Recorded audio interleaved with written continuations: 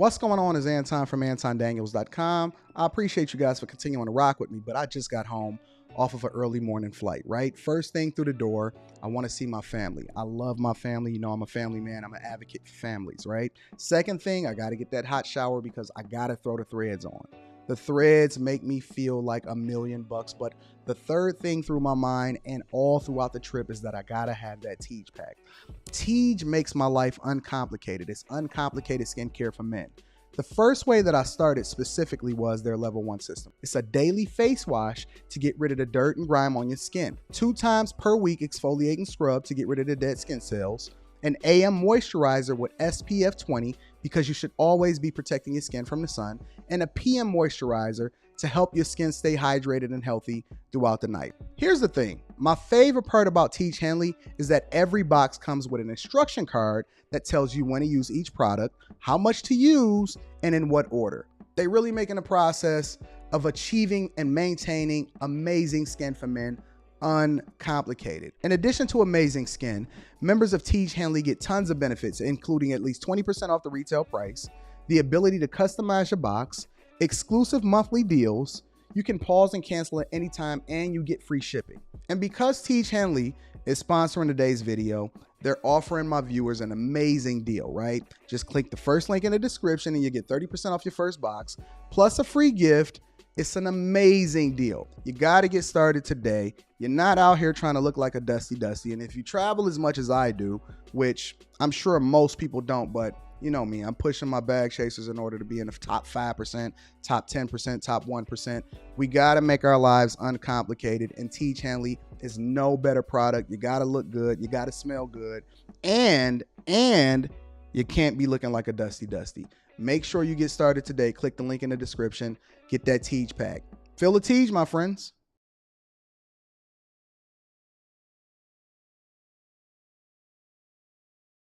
What's going on is Anton from AntonDaniels.com. I appreciate you guys for continuing to rock with me.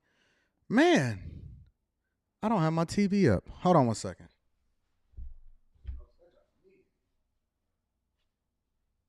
Notice it immediately.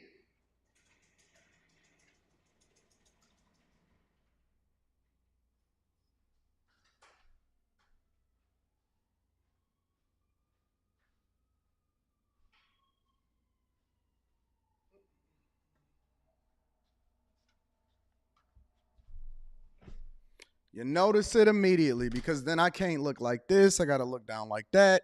But I'd rather be looking at it like this so that I can pay attention to what it is that you guys are doing while I'm still looking straight into the camera. So it's a whole thing. I'm looking at a whole 75-inch right now, right in front of me to make sure that I can view and see what it is that you guys have going on so it'll be a better experience. What up? What's going on, friends and family? How are y'all feeling? It is Tuesday, September 12th, 2023, year of our Lord. What's up, friends? What's up, y'all? How y'all feel this morning? Is everybody good? Everybody in a good mood? You feeling good? You feeling great? Did you get some last night? That's all I wanted. Listen, I'm not going to curse. Don't worry about it. I got you. I got your back. I just want to know. You don't even know what some means. Look at you, already assuming, already ready to jump out the window. Anton talking spicy. Anton ain't talking spicy. Anton is chilling. I just wanted to know if you got some last night.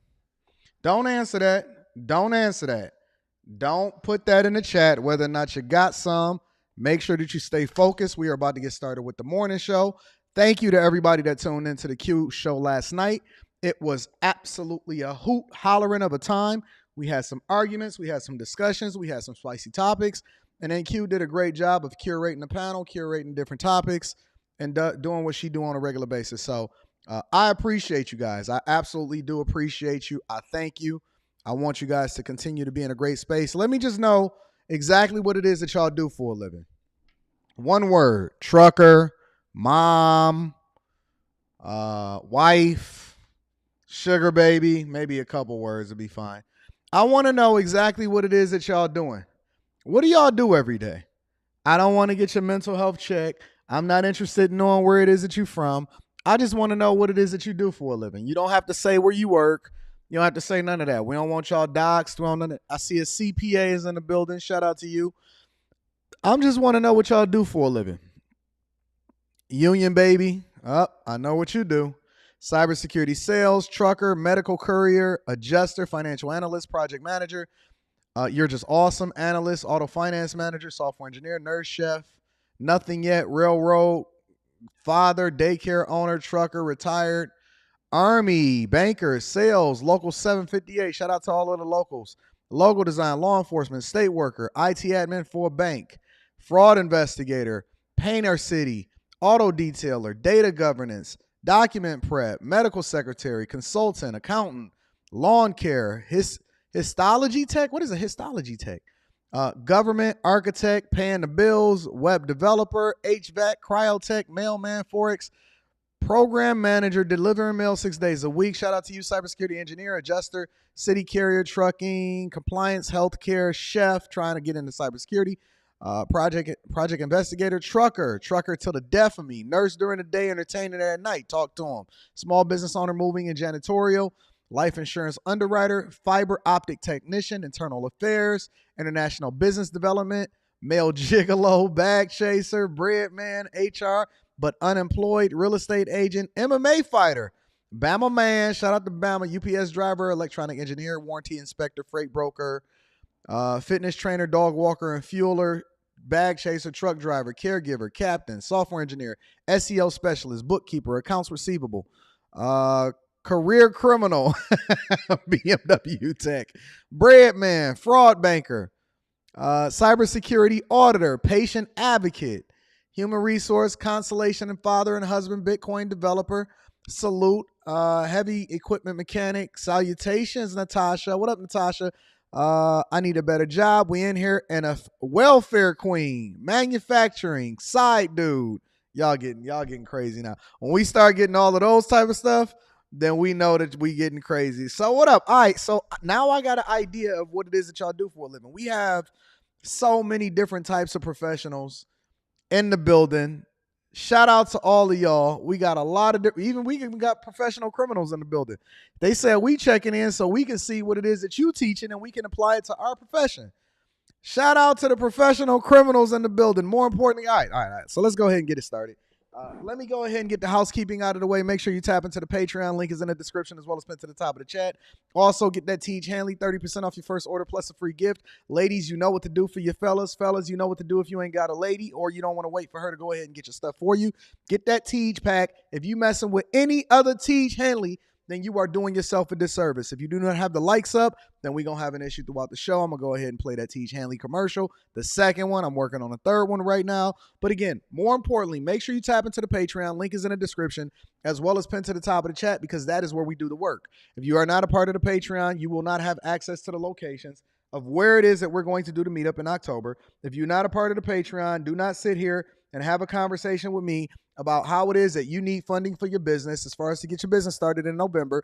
And Anton ain't going to have nothing for you because your pitch ain't going to mean nothing to me because you're not a bag chaser. Do not ask me where all of the uncensored interviews are. They are in the Patreon. Do not ask me where all of the game is. It's in the Patreon. Do not ask me how to access the Discord. It is it's a link that's in all of the most recent videos.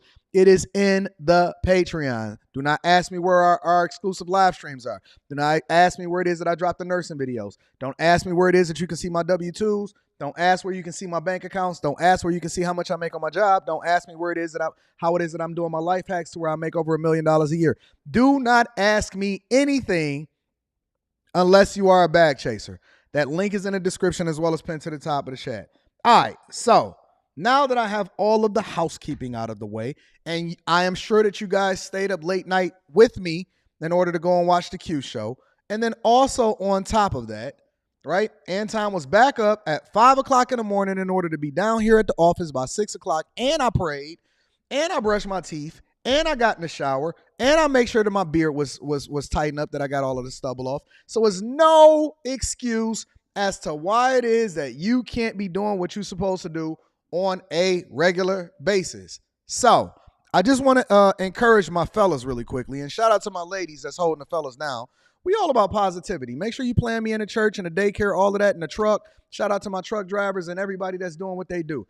I want to encourage my fellas really quickly. And so I want to just give you a little bit of insight. It's not going to take any more than probably about 5 minutes, but you never know. I'm like a preacher. I'll have you out in a minute, but then we just going to keep on going. Fellas, there is nothing more important in your family. I know you think you know where I'm going with this, but you don't. There is nothing more important in your household, in your family, than your happiness.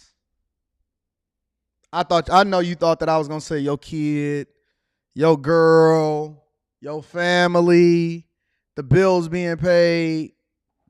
None of that. Nothing is more important than your happiness. Even if you're married, even if you have children, if you're by yourself, your mental health should be the number one priority for every single individual that is in that household, bar none. Bar none. I don't care what society is telling you. I don't care how they're trying to feminize you. I don't care who's trying to emasculate you. I don't care who walks up to you and say, hey, I need a partner, not necessarily a husband. There is no, ladies, you need to hear this because I'm going to teach you how to be a wife. I'm going to start going live on Instagram on Thursday nights. I'm going to start going live on Instagram on Thursday nights. When I have capacity and I have availability, I'm going to go live on Instagram and I'm going to help you to understand. I am going to teach you how to be a wife. I'm going to teach you how to fix your family. If your marriage is on the rocks, if you are dating or you are in competition with another woman in order to become a wife, because let's be clear, it's always a competition. There is nothing, and I mean absolutely nothing, that is more important in your household, in your relationship with regard to your children. I know you keep giving him the big piece of chicken, your little kid, that little munchkin. You keep thinking that the kid is more important. You think that your mental health is more important. You think that it makes sense for you to continue to do what you want to do when you want to do it. There is nothing, not one thing, not anything, not God, not the church, not the Bible, not the pastor, not your mama, not your sister, not anything, not anybody. And I'm going to give you the context of why I even said not God. There is nothing more important. Shout out to the super chat. I see you. I'm going to be reading that shortly. Thank you for holding me down.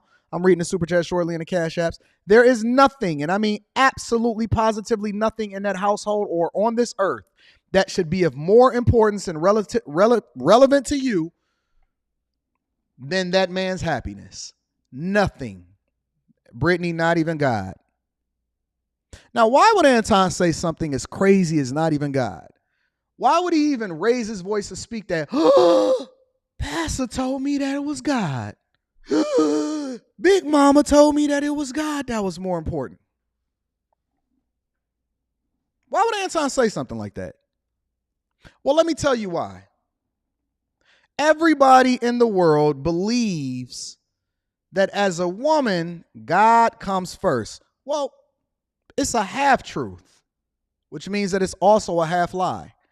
Meaning that the only way that you can show that you love God. How many of you are familiar with the Old Testament and the New Testament? What are the only two commandments now that Jesus has come back and paid for our sins? Now, I understand that it's a lot of y'all that may not necessarily be able to relate to this message because you may not believe. We've had people come up on this platform and say that, yo, I'm atheist. Okay, well, then this don't necessarily apply to you. Then you ain't even got to worry about the God conversation, right?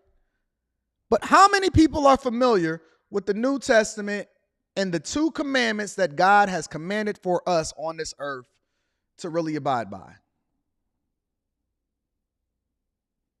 How many people? Don't worry about it. We're not going to get into it because I don't want to get into the religious aspect of it. But the only way that you can show that you love God, because it is not something that you can touch, hear, feel, you don't even know if God really exists, is based off of faith, and the faith is substantiated by the work because faith without works is dead. So the only way that you can show that you love God is by loving the people that he put on this earth and surrounded you with. You love God by loving his people, by doing the right thing. If you suffer with him, you'll reign with him, right? Enduring to the end. All of those things is as it relates to your real life circumstances. And so the only way that you can show that you love God is by being obedient to his word. And what is being obedient to his word? What is being obedient to his word? You can't sit here and say, God, I love you, and then go out and rob somebody. That's not love. That's just you talking. Because you don't really believe, if you really believe that God existed, then you would have never, ever did wrong to that person and your neighbor. You would have never assaulted your neighbor. You would have never looked at them negatively and then did dirty to them. You would have never, ever, ever placed anybody in your household above your husband, because the word says that you shouldn't. It says that he comes first. So don't even talk to me about what it is that you love about God. Don't tell me about what the preacher said if you're not obeying your husband, because he's your covering. Let me tell you something. If anything happened to you tomorrow, you can't call your pastor. Your pastor got his own wife. You know who you gonna call? Why don't you honor the person that you lay next to every day like you supposed to? Why are you always putting this dude on the back burner? When is the last time that you walked up to him and you checked on him and you said, hey, how you doing today? Or, you know what? I really love you. Not that old stale, I love you back.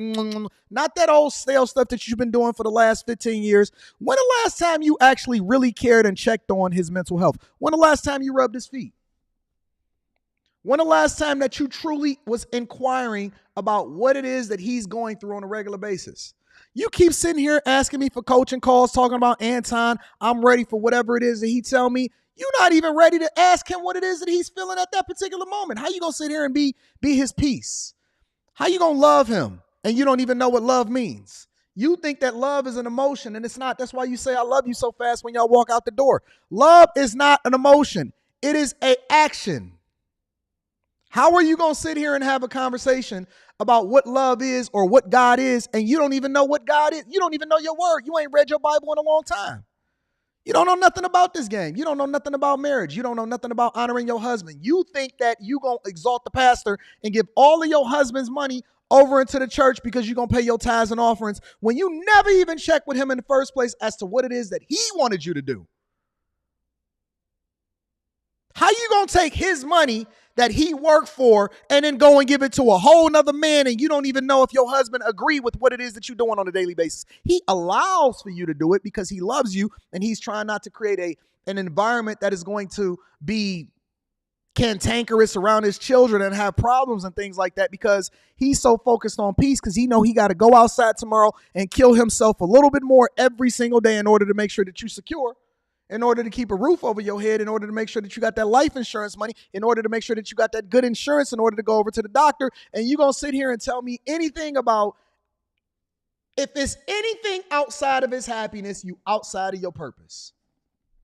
If it's because he is the most important asset. Listen, if you're looking at marriage as a business or as love, there is no more important asset than the man that is the head of your household. If the king dies on any chessboard, the game is over. If the king dies on any chessboard, the game is over. So it's not about you. It's not about you. And do you know that once you put more into that man, you get more out of it, because you're the recipient of his greatness. You're the one that benefits as a result of what it is that he's doing great. So why would you not honor your husband? Why would you not take care of? Why would you not practically worship the ground that he walks on and ensure that he is protected in every way, shape, and form as far as you leaning into him based off of your femininity? Because when he's happy, everybody benefits. It ain't nothing like a man that is super happy walking into the house, can't wait to get home, speeding home because he knows that he's going to come home to a peaceful woman that exalts him, that honors him, and is automatically by default going to lift him up in prayer, love, sex, all of the things that is good. What makes you think that that man is not willing to die right then and there for you? And you so busy talking with your homegirls and gossiping and talking about what it is that your mental health is supposed to be. Your mental health would be good if he was good, because he'd be spending more time pouring into you instead of going outside and having to kill himself, knowing that he got to go back out and do the same thing the next day, all for you. Don't talk to me about nothing unless you're talking to me about the peace that you're giving that man and the happiness that comes along with it, because then you become the beneficiary of his greatness.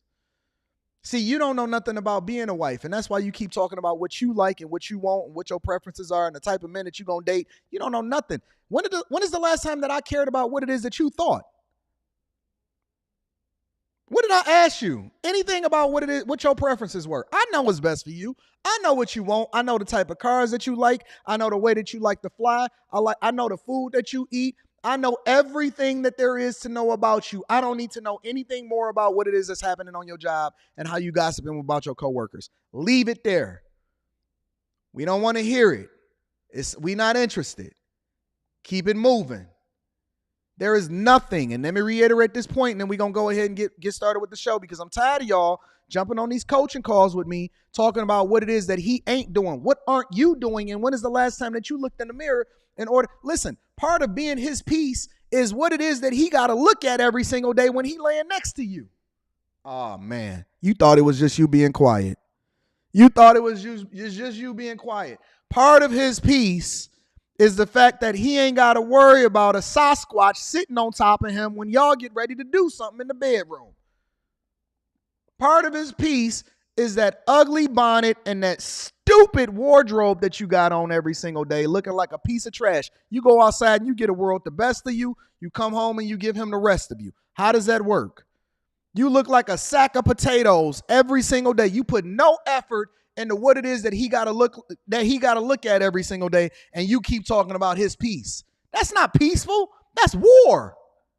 I feel like I'm about to go in the trenches if I got to come home and look at what it is that you're going to present to me. You telling me you ain't even trying to control the controllables. Ain't nobody asked you to do anything more than to not put an extra bagel in your mouth. Ain't nobody asked you to do anything more than to go ahead and jump on that treadmill for the next half hour. Ain't nobody asked you to do anything more than to wash your butt and brush your teeth and try not to be the worst version of you in front of him. That ain't peace. That's death. I'm not looking at peace at that moment. That's death. You think it's just because you opening up your mouth and your inability to be able to communicate effectively is also being, no, that's not peace. Peace is everything, all inclusive, just like a resort. You know how you go and you pay one fee and you get everything? He gave his life to you. He gave his last name to you. He paid the price for you. He's putting his life on the line for you. It's all inclusive. It's all inclusive. Wash your teeth. Yeah, I ain't say brush them. Wash them. Wash the mugs. Put some peroxide in your mouth. Wash your teeth. Brush your hair. Stop talking about you natural every day. Put on some smell goods. Go get some new pajamas because you looking tired, boss. Keep putting on that same thing that you had on for the last 9 years. Go get some new pajamas. Go ahead and knock out the gym next time that you want to go. Portion size correctly, right? Come on, man. Come on, man. Let's do it. Don't tell me that you love me if you're not really holding me down with what it is that you're supposed to do in your own life, because if I ain't got to worry about you being a liability, then that means that I can go out and I can really perform and I can do what I'm supposed to do as a man. There is no more important asset in the household than the man that you lay next to, and you better start acting like it, or guess what? You're going to lose him. You're going to lose him to somebody that's willing to really do the work. They're not going to wait until he have to say, hey, this is what I want. They already going to be presented themselves. Oh, do you like this? Do you like this new outfit? They're going to be probing. They're going to be on the catwalk, giving him a whole presentation, and you're going to be getting mad talking about he ain't faithful to me. You ain't been faithful to him the whole time that you've been with him, because all you've been giving him is the worst version of you. That ain't faithfulness. Listen, you think cheating on him is you going and sleeping with another man. That's not entirely of it. That's not the entirety of it. Cheating on him is also what it is that you've given him, even though you know that you can do better. That means that you're cheating him out of what it is that he's supposed to get when he decided to marry you, and what his expectations was. You gave him less than. You cheated him. And if you cheated him, you're cheating on him. If you're cheating him, you're robbing him. You're robbing him of what's rightfully his and what it is that he deserves. You're cheating him. You're a liar. You're a robber. You're a cheater. You value yourself and you actually worship yourself more than you actually supposed to be upholding your vows in your marriage. You're a cheater. You're a cheater. You're cheating him out of what it is that he deserves on a regular basis. He's willing to die for you, but you're not willing to live for him. He ain't asked you to die for him. All he said is live for me. Show me what you got. Give me the best of what it is that you got. I promise you I'm going to give you everything. He willing to die for you, but you not willing to live for him. You cheating him. Every day you cheat him. And he dies a little bit more in the inside every day. So don't sit here and be surprised when you sitting there looking on the outside in talking about I can't find no good man. He never was with a good woman. He was never equally yoked. And once he realized who you was, he wound up making an adjustment. That's all it was. It's just a little bit of an adjustment. It's just a little bit of an adjustment. Don't worry about it. We're going to get to it. Let's get started with the show. Y'all ready to work? Y'all ready to work? I didn't know what I was going to say today. God said it's somebody out here that's cheating on their man and they not necessarily sleeping with somebody else, but they robbing him of what it is that he deserves. You got his whole last name, and what did he get? A bonnet. That's what he got. Let me go ahead and get started with the show. Shout out to Mike, that dude, in the building on Cash App. I appreciate you. Shout out to my dog, Cliff Williams is in the building. Says, Wagwan, big bro, question. Are you an influencer or a leader? I don't really determine that, Cliff.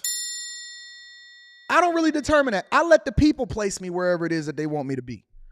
I just give the information, I give the game, and then I pray to God to use me for whatever it is that he wants me to have, and then present to me, you know, what he want me to present to you guys, and we just let the chips fall where they may. I don't identify myself as anybody. I'm just Anton from AntonDaniels.com with a dope message and a dope, hopefully some inspiration to help you become a better version of yourself while I'm getting you through your day in the morning. Shout out to you. Great question.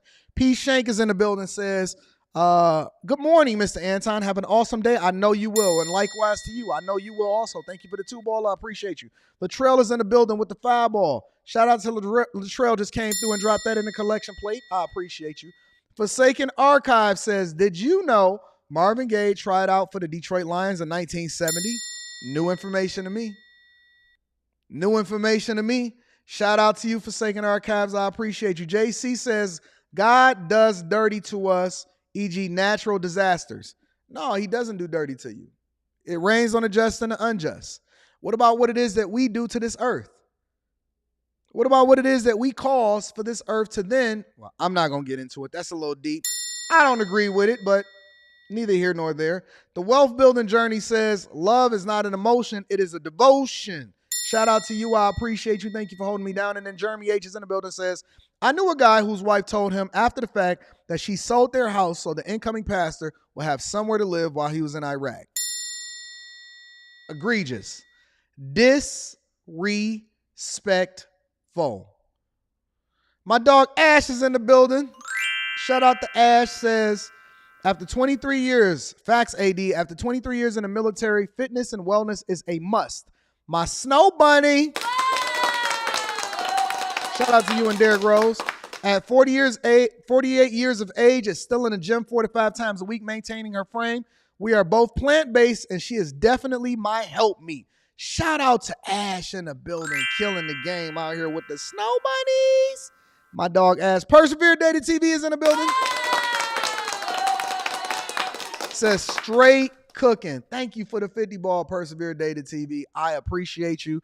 You are absolutely awesome. Thank you to everybody. Even if you just hit a like for the algorithm because you didn't necessarily want to give a super chat, I do not ask for super chats or cash apps. I do not require it. I'm not in any way, shape, or form will you ever hear me say, send me a super chat or a cash app. I am just going to acknowledge the people, whether you hit a like for the YouTube algorithm or you dropped $1.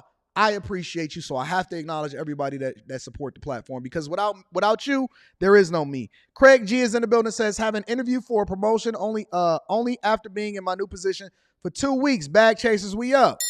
Make sure that you look at that video interview like a king inside of the Patreon. It's absolutely going to do you some good, Craig G. I appreciate you. All right, so now that we got that out of the way, let's go ahead get started with the show. We got a lot to go over today, so I'm going to need you to buckle up. Make sure that you send this to your friends and family. If you have not hit a like for the algorithm already, do so, and we're going to get it rocking. So let's go ahead and start off with New York.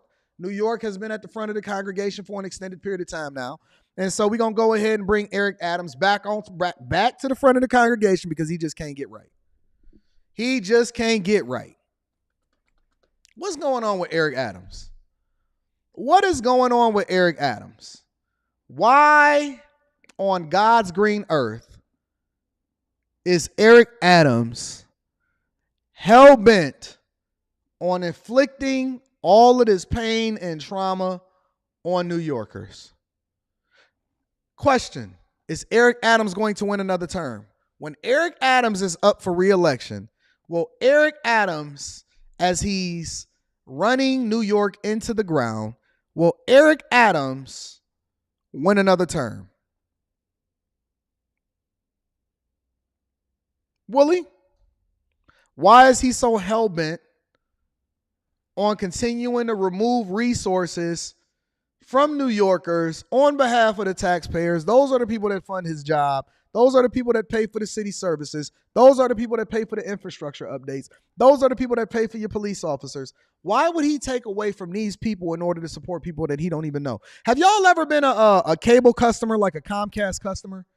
Or, you know, whatever it is kind of customer, whether you go with your wireless service, AT&T, Verizon, whatever that is. Have y'all ever been a cable customer back when you had cable TV, right? Or internet cable customer, Spectrum, wireless, all of that type of stuff, right? And it's a different amount every single month, or you got problems with your bill, or you got problems with your service, and they treat you like a POS. And then you look over to your neighbor, and they just moved into the neighborhood, and they get all of these incentives and these discounts in order to show up and then sign up for new service. And over the next year or two, they getting way cheaper service, but better service and better customer care and so on and so forth. That thing used to bother me. It used to bother me so much when I would sign up for a cable company, right? And then they get a whole package deal. They get TV, phone, internet, super speed, fiber optics, special effects when they turn on their TV, a gift card, the whole 9 yards when they sign up. And then when you go to renew your plan, they be like, And it's not until you're about to leave that they then want to start giving you all of the discounts. And they, wait a minute. In order to stick around with us, Mr. Daniels, we're willing to give you the sun and the moon because we don't want you to leave. Why you got to wait until I'm leaving before you start to treat me right? Just like a bad relationship with a woman that's for the streets. Why are you trying to beg for me to stay? You wasn't trying to do the right thing when I was here. So what makes you think that change behavior is actually going to be any different going forward? Why would we call you the new cable company when you in the same old cable company the entire time? That's the way that I look at New York. I look at New York the same exact way as I looked at the cable companies. They've been robbing us for years, and it wasn't until we was ready to cut the cord that they decided that they wanted to start doing the right thing. Well, let's go ahead and bring Eric Adams to the front of the congregation, and let's see what's going on in New York. Make sure y'all hit a like for the algorithm. Subscribe to the channel and turn on your notifications. Let's rock, ladies and gentlemen. Let's take you to New York now. New York's migrant crisis is now hurting the bank accounts of city workers that people rely heavily on the most. Police, fire, sanitation, and corrections departments have all been directed to cut their overtime because of it. Mayor Eric Adams slashing paychecks for officers and firefighters to pay for the 100,000 migrants who have arrived in the Big Apple over the last year. With no end in sight, Adams estimating that caring for all of these people will cost billions of dollars. Emily Finn explains how he's trying to find funding for all of that. Hey, Emily. Eric Adams is implementing a cut across the board. Police officers, firefighters, every single department, water, sanitation, administrative services, tags renewal, meter maids. Everybody got to take a haircut. First of all, I didn't hear him say that he was about to take a haircut. I didn't hear him say that he's reducing his pay at all. But everybody is going to have to take a significant percentage of a haircut as far as their budgetary needs because they have to clothe, feed, shelter, educate, provide health care for people who are not even from here. That is insane. That would be like me having my 15-year-old daughter and then saying, hey, Les, you know that you're going to have to reduce your room size. You're going to get less toothpaste, less food, because I am going to bring in somebody that I don't even know, have not even vetted, and they're going to be living with us, and they may even sleep inside of your room as a result of it. My daughter going to be looking at me like, what did I do to deserve this? All I did was do my chores, take care of business, and I'm going to have my daughter cleaning up after them. Does that sound right? Does that make sense? And I'm going to have my wife feeding them first. And they're going to be able to sleep inside of my bedroom. How crazy does that sound? How insane does it sound? And they're getting more every single day. Every single day. So now Eric Adams is going over to Biden and he's saying, hey, listen, buy to the den, buy in, buy in. We need you to send us even more of taxpayer dollars from across the nation in order for you to help us solve for this and maintain it. It's not actually a solution for it because we're not actually going to do anything with these migrants, but we need you to send us some more money. That's like me then going over to my job or coming over to you guys and then saying, hey, listen, y'all, I know that y'all sent me a super chat, but I need you to double it and triple it because I got to make sure that I take care of these people that y'all have never seen before. Clothe, house them, shelter them, give them health care coverage. And I don't even have the money, but I'm going to take them in anyway, even though I can't necessarily afford it and everybody warned me that I shouldn't have them anyway. It's now y'all responsibility in order to make sure that these kids is taken care of. How does that make sense? How does that make sense? Emily. Hey, Marky, good morning. Well, the overtime pay cuts is going to be for firefighters, police, sanitation workers, and others as a way to pay for housing the influx of migrants arriving in New York City from the southern border. But crime in the Big Apple is higher now than it was before the pandemic, sparking concerns about moving funds away from law enforcement. I have to be honest with New Yorkers on what we're about to experience, a financial typhoon, a tsunami that I don't think this city has ever experienced. New York City Mayor Eric Adams has long warned city services would be affected due to the ongoing migrant crisis, saying that's when New Yorkers will get a real sense of just how bad the situation is. The mayor is implementing a 5% cut in spending, and that means less overtime pay. At the top of the list is the NYPD, an unreasonable request, some say, because officers work overtime to make up for the department's shortage, and cost-cutting is jeopardizing safety on the streets and in the city subways. Down almost 1,100 officers, the NYPD continues to lose personnel to retirement or relocation to other departments. Did that say 1,100? No way that said 1,100. The NYPD is short 1,100 officers. This takes defund the police to a new level.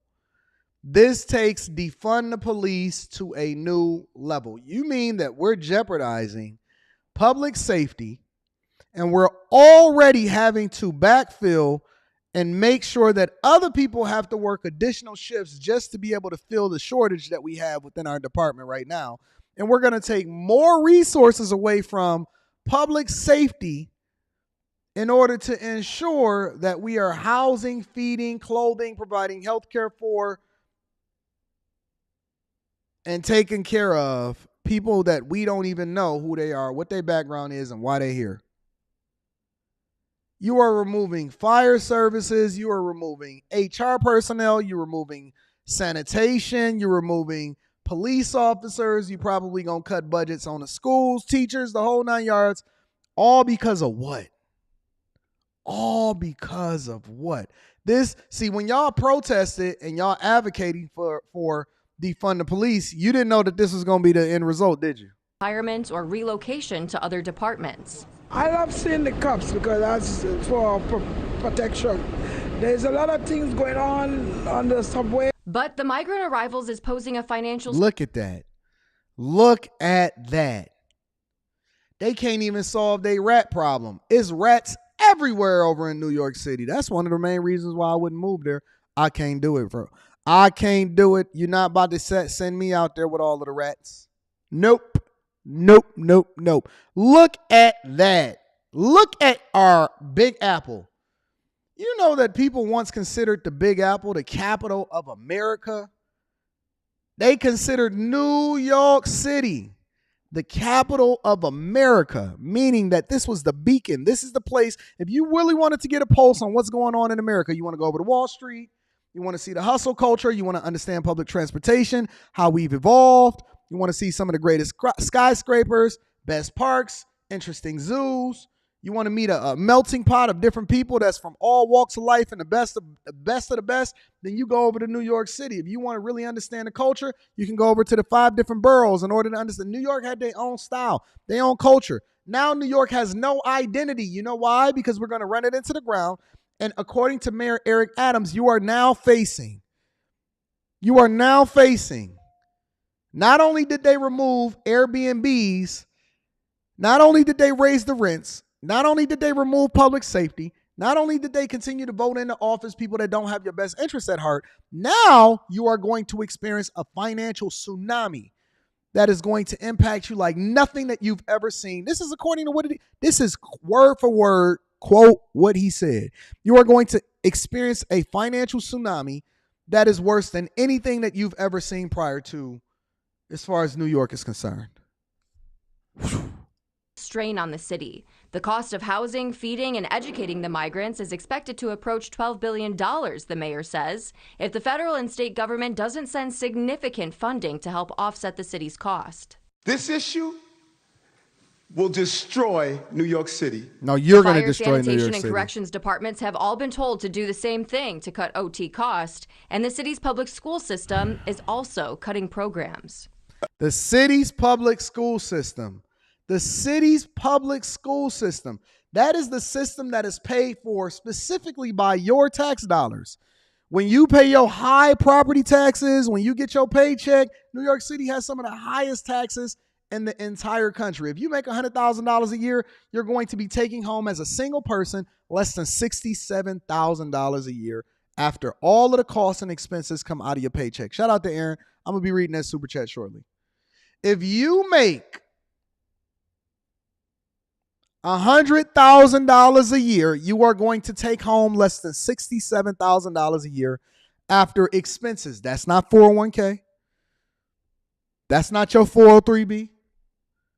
That's not your Roth IRA. That is not your Roth 401k. That is not any kind of extra deductions that go on top of it. That's on top of whatever it is that they taxing you in food and whatever it is that they're going to tax you as far as property taxes. So they double milking you and then they triple bilking you, and you ain't even got food to be able to feed your family. Shout out to the Nice for Everything. I appreciate you. And you are going to allocate those dollars. See, people are willing to take a haircut. They're willing to take a budget cut in order to preserve their jobs, in order to do the right thing. But how can you sell this? How can you justify that this is the right thing and it works in the benefit of the people that actually voted you in and the constituents by which you represent?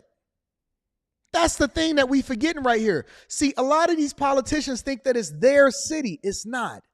You're there on behalf. You're a representative of. You are being paid by the taxpayers to do the thing that's in the best interest of the people, to listen to the people, to get a pulse of the people. That's why you have community meetings. It's not so you can tell them what they're going to do. It's so that they can tell you and voice their concerns for you to solve for them. And we've gotten so far removed from who it is that we are as a country, what these jobs are supposed to be, and who it is that you serve. You serve the people. The people are your bosses, meaning that you have to do the thing that's in the best interest of the people, not do the thing that's in the best interest of your political career, of you brown-nosing, of you trying to look up to and sniff up to and trying to get another job and all of that. No, you have to do the thing that's in the best interest of the people.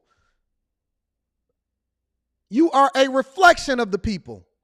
And we've gotten so far removed from what this is supposed to be that now we're making decisions that we feel like is good, not the thing that's in the best interest of the people that we serve.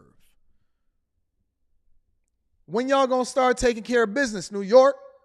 Y'all gonna keep keeping these people in office?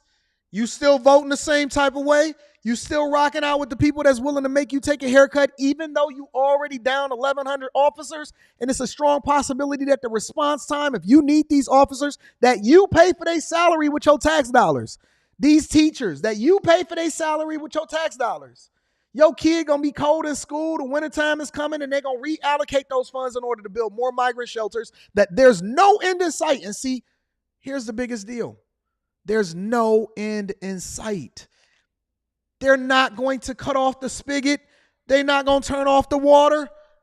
They're going to continue to get migrants every single day, meaning that you have nothing but haircuts coming. You have nothing but budgetary restrictions. You have nothing but slow response times. And you have a defeated, overworked workforce that works on behalf of the city that is not even doing, that's only going to foster more leaving, trash workplace culture, and I don't care mentality, because they're now going to just be overglorified babysitters. The teachers, the police officers, the firefighters, they know they can't do nothing about it because they're restricted based off of leadership. Leadership.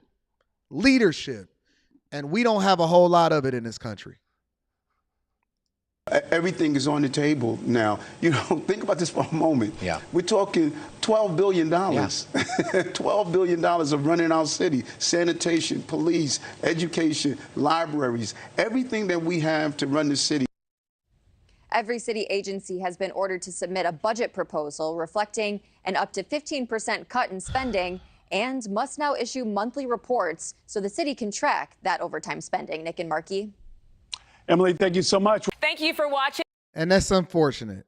It's absolutely, positively unfortunate that this is the way, and this is the things that you have to submit yourselves to. We all do in some way, shape, or form. Submit ourselves to laughable leadership that is leading us into nowhere except for the fire, the pit of hell, and then we calling it New York City. Shout out to New York City. We appreciate you for continuing to give us this fodder. But let me just tell all of my bag chasers, shout out to the Patreon members, shout out to everybody that's rocking out with me. Let me tell y'all, if I got bag chasers over in New York City, now you know I like coming to visit y'all. I done visited y'all twice already. We did 2 Patreon meetups. It was absolutely wall to wall, and it was a great vibe. It was good energy. I felt great. I stood on the table. I talked to y'all. I yelled until my voice was out. I networked with y'all. I love to come to New York City, but I'm going to advocate for you guys to go ahead and find somewhere else to live right now. If you can look for another job in another state and you can figure out how to relocate, do so. If you got a skill that's transferable, absolutely move, because this is not the thing that's going to be in your best interest. You heard it here first. Let me read a few of these super chats and then we're going to move over into the next part of the show. Just Juan says, what do you think about Visa and Uber as long-term investments? You got to break one down. I don't necessarily care for Uber. Uber has never been really a profitable company. I think that they've always been focused on growth. Unfortunately, Uber is suffering in the same way that airline companies are suffering. And at the first thing that you start to cut out whenever you have an issue or you make adjustments with is you start to cut out things like Uber and travel and so on and so forth, right? And so I don't know if Uber has been ran as good as they should have. I'm not really sure. I haven't looked at their financials because I'm not invested in them. I do think that Visa and MasterCard can be a play. I am not invested in either company because I do believe in consolidating whatever it is that I'm investing into the 3 or 4 companies that I love the most. However, I do think that Visa is a phenomenal play. I'm not telling you what to do. I'm telling you what I have done. Visa is a phenomenal play. MasterCard is a phenomenal play. As long as they can keep in control the amount of money that they don't have to go into or allocate for default, because debt is ballooning. However, you want to continue to gamify it to where you want consumers to continue to spend money, but you want to make sure that they vet them effectively and they're not just giving credit out to anybody that's going to default, right? Because then they're going to have to have write-downs. But Visa and MasterCard has always been a good play. Shout out to Just One. That's a phenomenal question. I'm not high on Uber. I am high on Visa and MasterCard. Aaron says they give Master Splinter a free hotel too. Yep. Been having it free. Shout out to you. The Nice for Everything says they hold me down and they keep it up. Thank you, Nice for Everything. Thank you for continuing to hold me down. Let me see. Aaron says they don't have a choice. Those mayors are being strong-armed into this. He's just a figurehead. Yeah, he do. I think that he does have a choice. I think that he absolutely has a choice. He tried to play the game and he lost. He tried to play the game a little bit differently and he lost. Shensi says, I've seen this story before. New York mayor is General Zod and the migrants are the Kryptonians. Man about to completely destroy New York. Shout out to New York. It ain't been the same since Snoop came through and kicked over the buildings. We appreciate you. Thank you to Shensi and thank you to everybody that continues to hold me down on this platform. Let's move forward. So, I got to bring Mel Tucker to the front of the congregation. A lot of the ladies are not familiar with Mel Tucker, but you about to find out today. You see that black man right there? Did you know that Mel Tucker, as the Michigan State football coach, Michigan State. Shout out to all of my Spartans. Everybody keep telling me, yo, did you know what Mel Tucker? Let me see something. Mel Tucker's salary. Mel Tucker is amongst the biggest and highest paid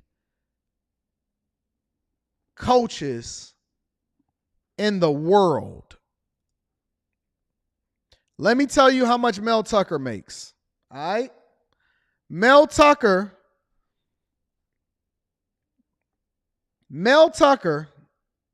according to this, and he hasn't even had that great of a record up there at MSU, but we're going to continue. Mel Tucker makes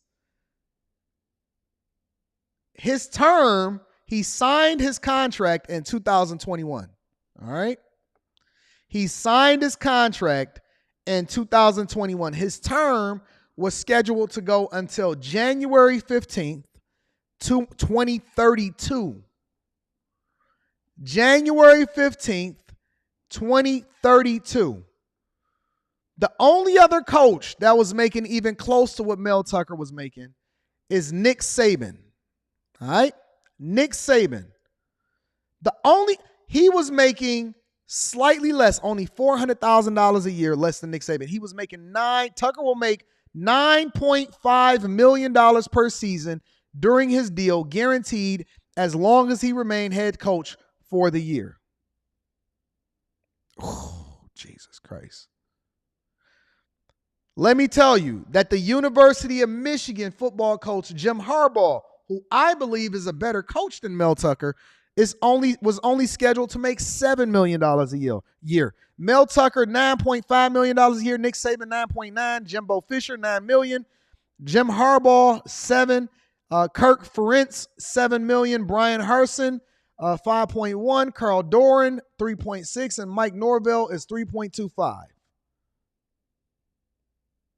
He was scheduled to make $9.5 million on average per year for the equivalent of about 10 years. And he signed the deal in 2021. He had a $95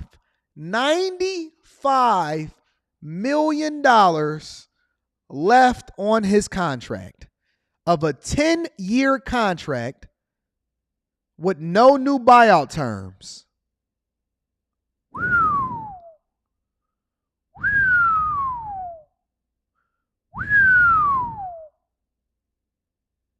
That's crazy. He had additional bonuses on top of it. $2 million if he terminates employment before January 15, 2023, which he didn't do that. $1.5 million if he terminates between January 26 and January 26, 2023 and January 15, 2024. $1 million if he terminates after January 15th, 2024. Additional bonuses, $200,000 for a Big Ten divisional championship and appearance in the conference title game. Another $200,000 for winning the Big Ten championship game. $25,000 for winning Big Ten Coach of the Year. $50,000 for winning National Coach of the Year. $125,000 for the non-New Year's Six Bowl, or $250,000 for the New Year's Six Bowl, excluding the college football playoff. Another $275,000 for an appearance in the college football playoff, and $300,000 for each additional college football playoff game played. Another $500,000 for winning the national championship. That means in the best case scenario, he would earn an additional $1.5 million, and he had additional perks. I'm going to run it all the way down for you. Additional perks. A course fee credit for his wife and his children. Let me go. I'm going to read that super chat shortly. Shout out to Candace Reese. I appreciate you. I'm going to be reading that super chat shortly. The use of 2 automobiles.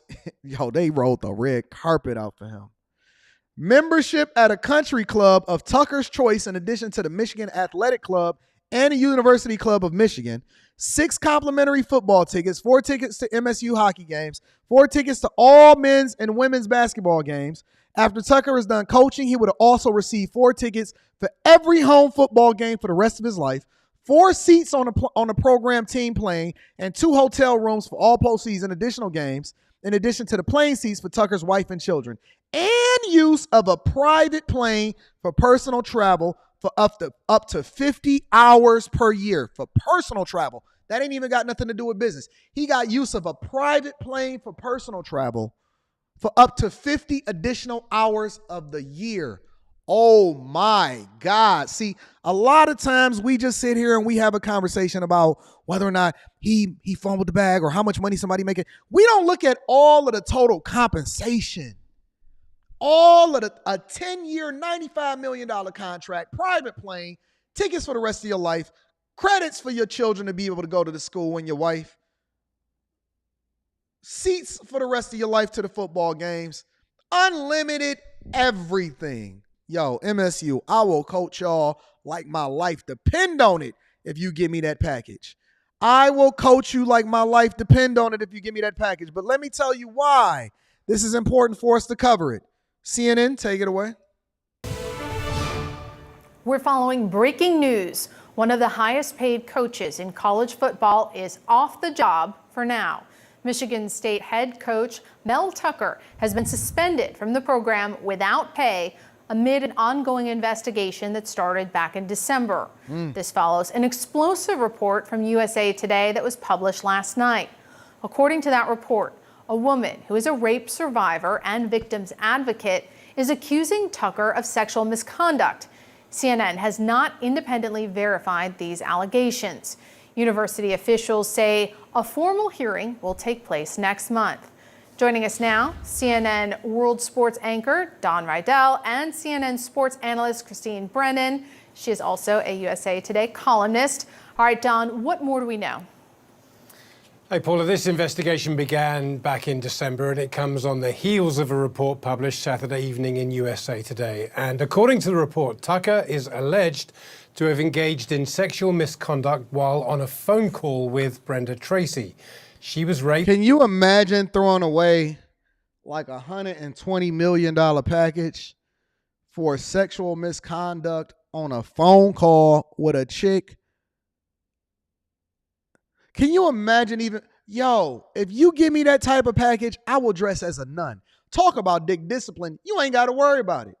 See, that's the thing that most people don't understand. That's the thing that women don't understand. That's the thing that men don't understand is that the higher you go, the more you start looking like, oh man, I don't want to mess this up. Yo, listen, every day when I first started getting money, when I first crossed that $1 million mark, every day before I really started spending money on assets, I used to check my bank account just to make sure that it was real.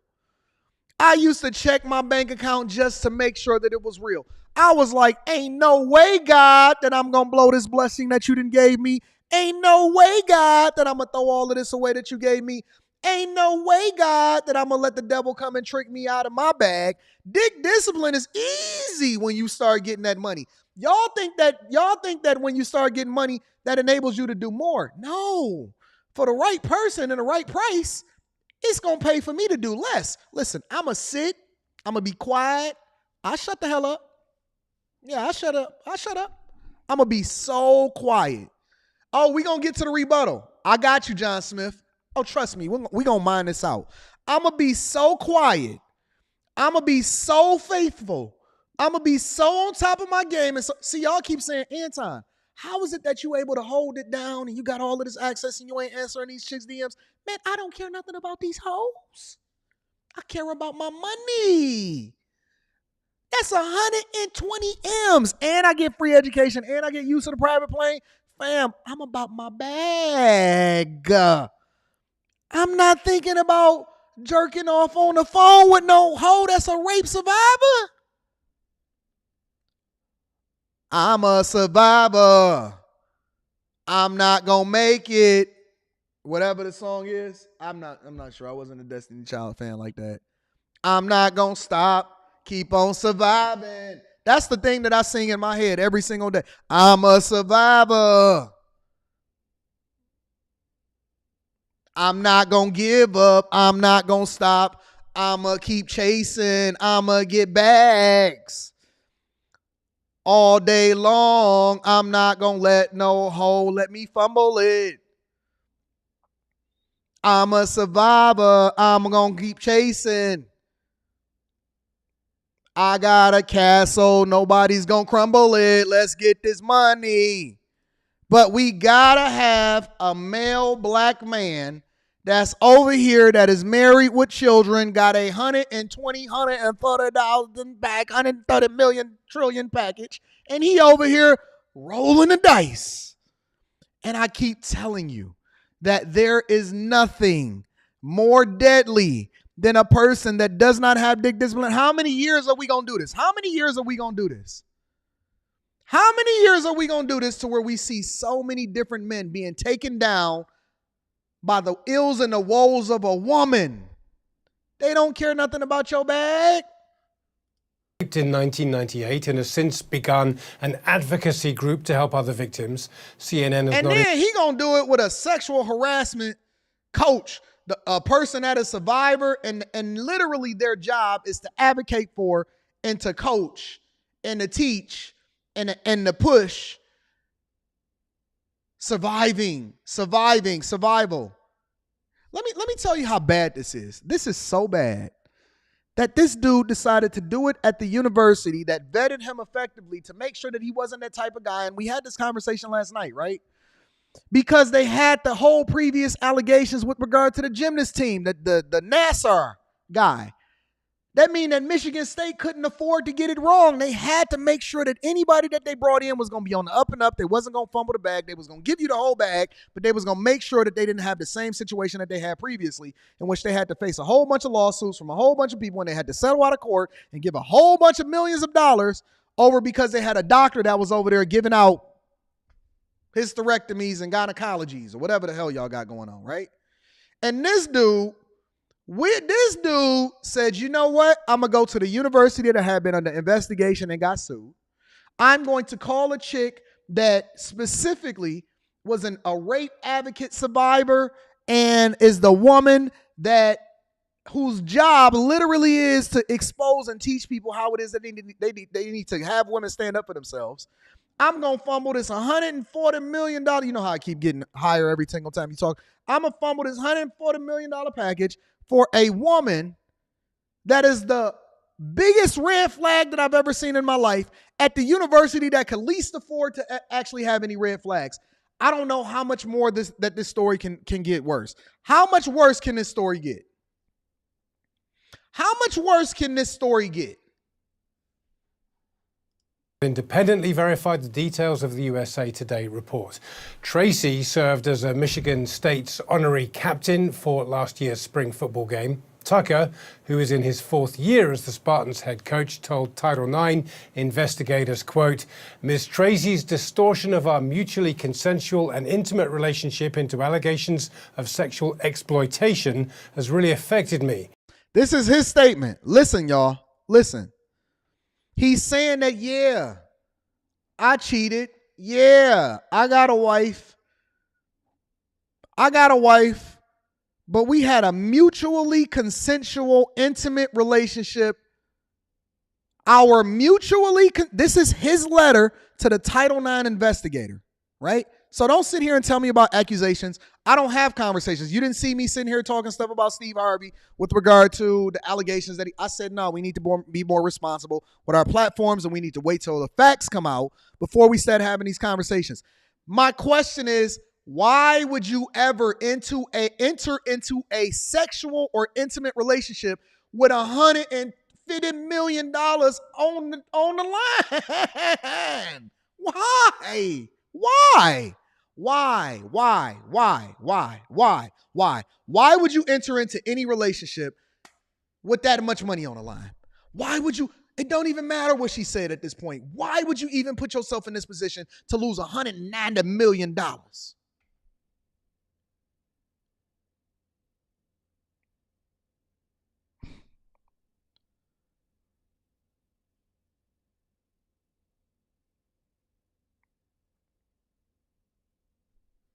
He said, this has really affected me. Has really affected me. He went on, I'm not proud of my judgment and I'm having difficulty forgiving myself for getting into this situation, but I did not engage in misconduct by any definition. It don't even matter. You fumbled the bag. It don't even matter because you fumbled the bag. You fumbled $280 million. And my man, it's $1 billion. If you fumbling the private jet and $95 million on top of it, and education for your children, and football tickets for the rest of your life, and extra compensation, an additional $1.5 million a year in potential bonuses, and all of this other stuff. If you doing all of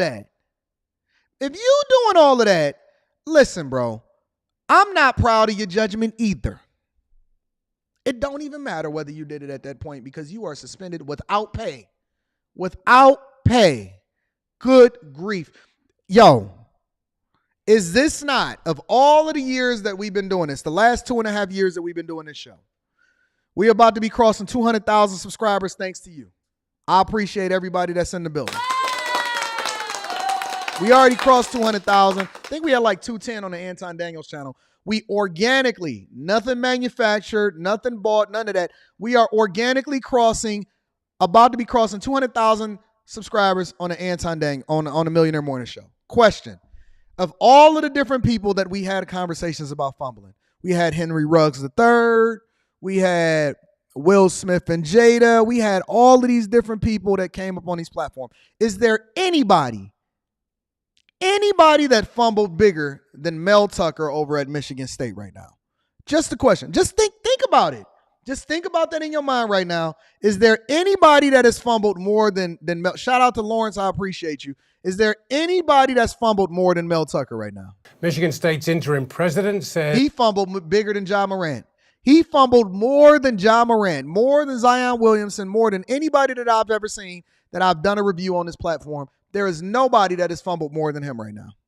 An investigative report was submitted in July and a formal hearing will take place in the week of October the 5th.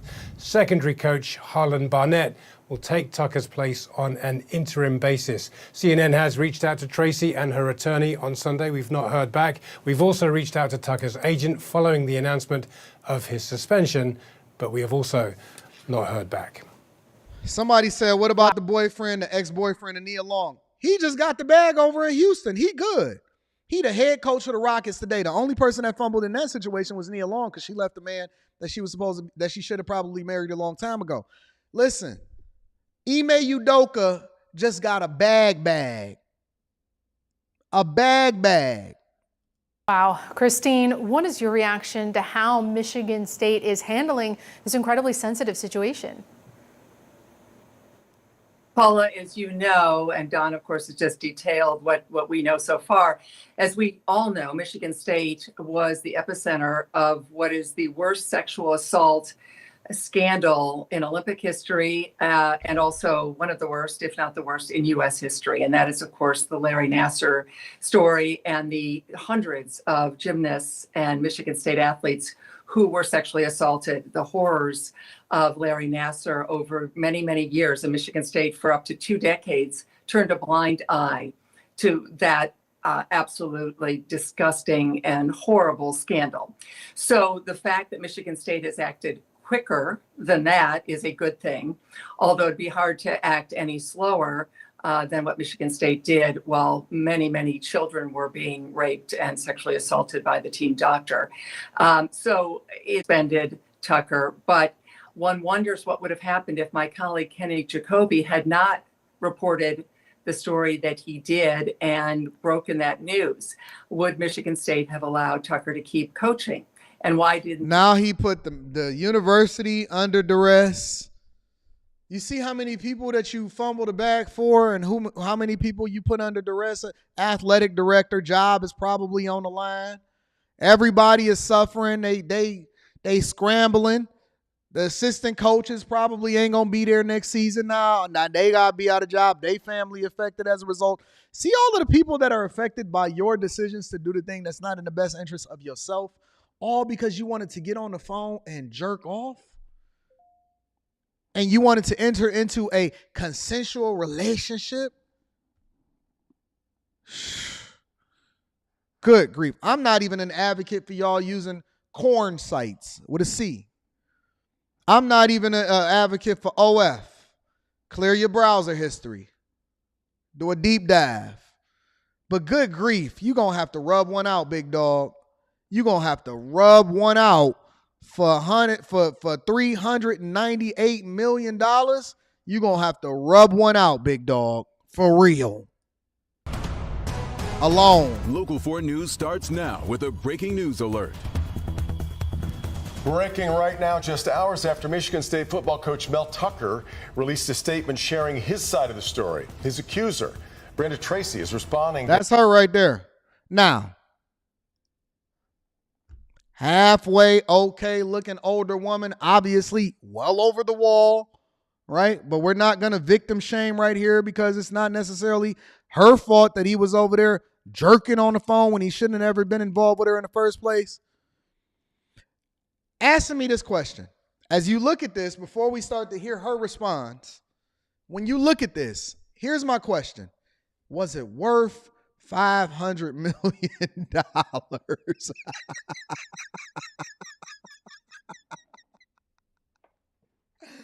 Was it worth $750 million?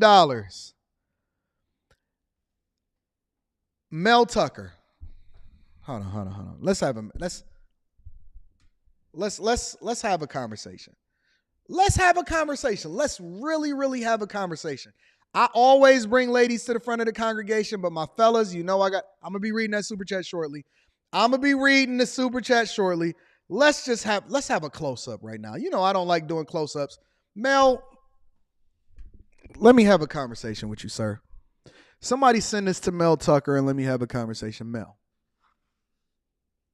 you just fumbled $1.5 billion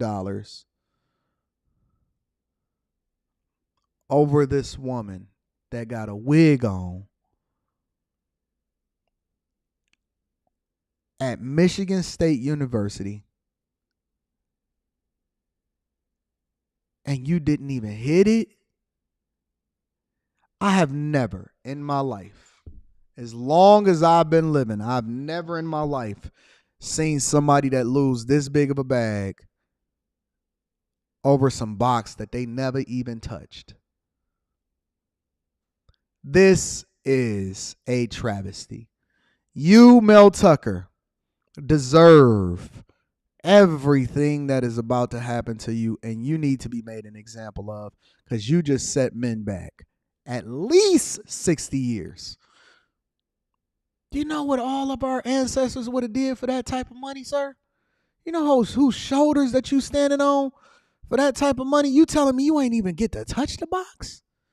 You wasn't even in person? You was on a phone? You was even in a position to even have this conversation in the first place? Mel Tucker, say it ain't so. No, you did not fumble $2.8 billion as a result of this woman. Jesus Christ. Good Lord, forgive me, for I have sinned. I am not worthy of forgiveness, but forgive us our debts as we forgive our debtors. Lead us not into temptation, but deliver us from evil. For thine is the kingdom, the power, the glory forever, ever. In Jesus' name, amen. Good. Googly moo. Unreal. His claims that he is innocent. We've been following this story throughout the day and into the night. Good to have you with us for Local 4 News at 11. I'm Devin Skillian. I'm Karen Drew in for Kimberly Gill this evening. Brenda Tracy released her response to Tucker's claims on the social media app X. The statement reads, "This is just more of the same DARVO," standing for deflection, victim blaming, and lies that Why would you deal with a chick that know all of the acronyms and synonyms and verbs and consonants and vowels and nouns of all of the verbiage, and they out here teaching the fact that you're supposed to stand up for women? Why would you even be having a conversation with this chick? Good grief. She called it Darbo, and then she went in to define exactly what it means with all of the printout. I've been dealing with now for months. Coach Tucker has been delaying and trying to stop the investigative process since the beginning. He can't afford to go to a hearing that determines credibility of the participating parties. I believe this statement is his way of getting out of participating in the hearing, end of quote. October 5th and 6th, I will be present for the hearing and make myself available for cross-examination by his attorney, Jennifer Belleville. I invite him to do the same, as she continues to state. Now, Victor Williams is joining us live with more.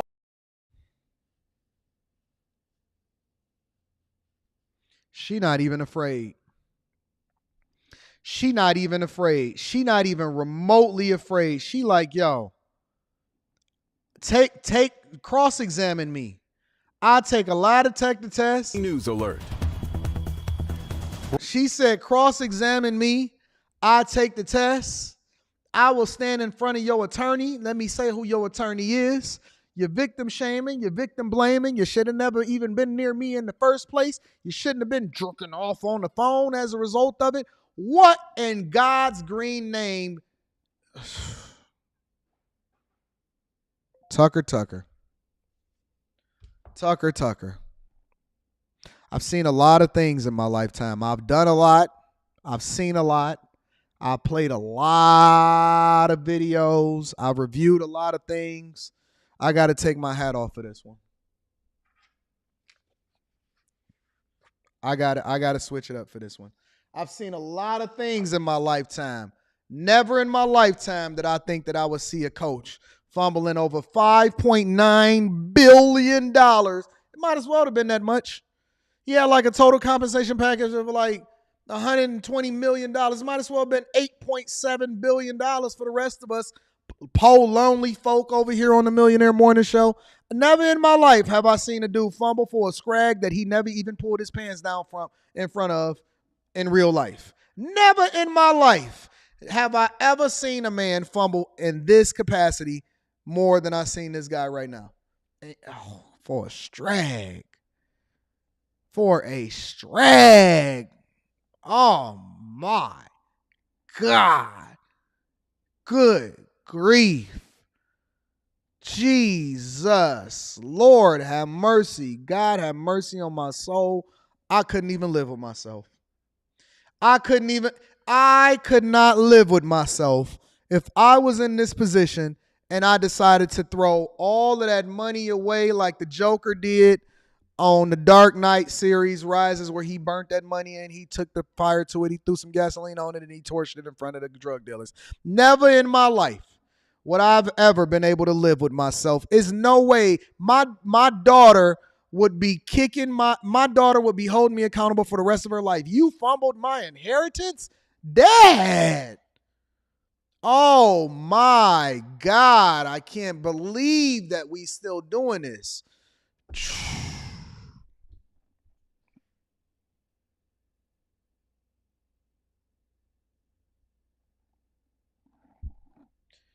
This is worse than Michael Vick. Worse than Tiger Woods in my mind. I don't know. Maybe it is, maybe it ain't. This is worse than it all. This is worse than it all. This is worse than it all. Somebody said, yo, is there evidence against these allegations? You don't need no evidence. He already responded to it. Didn't you see what he said? Here, let me replay it for you for those that was in the back. Let me show you what his response was. I am not proud of my judgment. Let me rewind it a little bit. Her distortion of our mutually consensual and intimate relationship into these allegations of sexual exploitation has really affected me. He's already saying that he messed with her. You should have never been in a room in the first place. What are we talking about? Oh my God. And for what? And for what? For this? For this right here? Local 4 News starts now with a breaking news alert. Breaking right now, just for that? He ain't.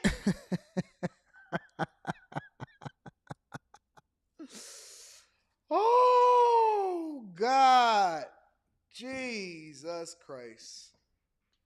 For that?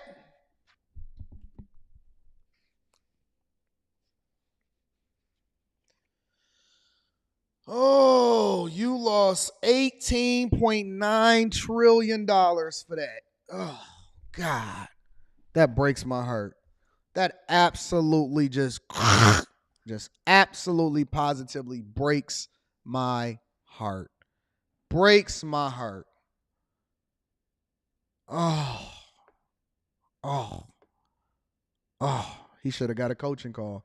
The coach should have got a coaching call. Let me read some of y'all super chats because that breaks my heart. It just absolutely snaps it in half. Shout out to you. Says, that's my thinking cousin is in the building. Says, the next issue to America's future is a single modern millennial woman. Nope. It's Mel Tucker. Mel Tucker is now the poster boy for bag fumblers. Candy, just like Candace. I can see you when you call. Girl, you want it. I love Candy. Look how professional Candy look. Queen here from Anton Daniels live last night. I'm not missing any opportunities. I'm serious. Let's work when you come to Dallas. Ooh-wee. She said, let's work.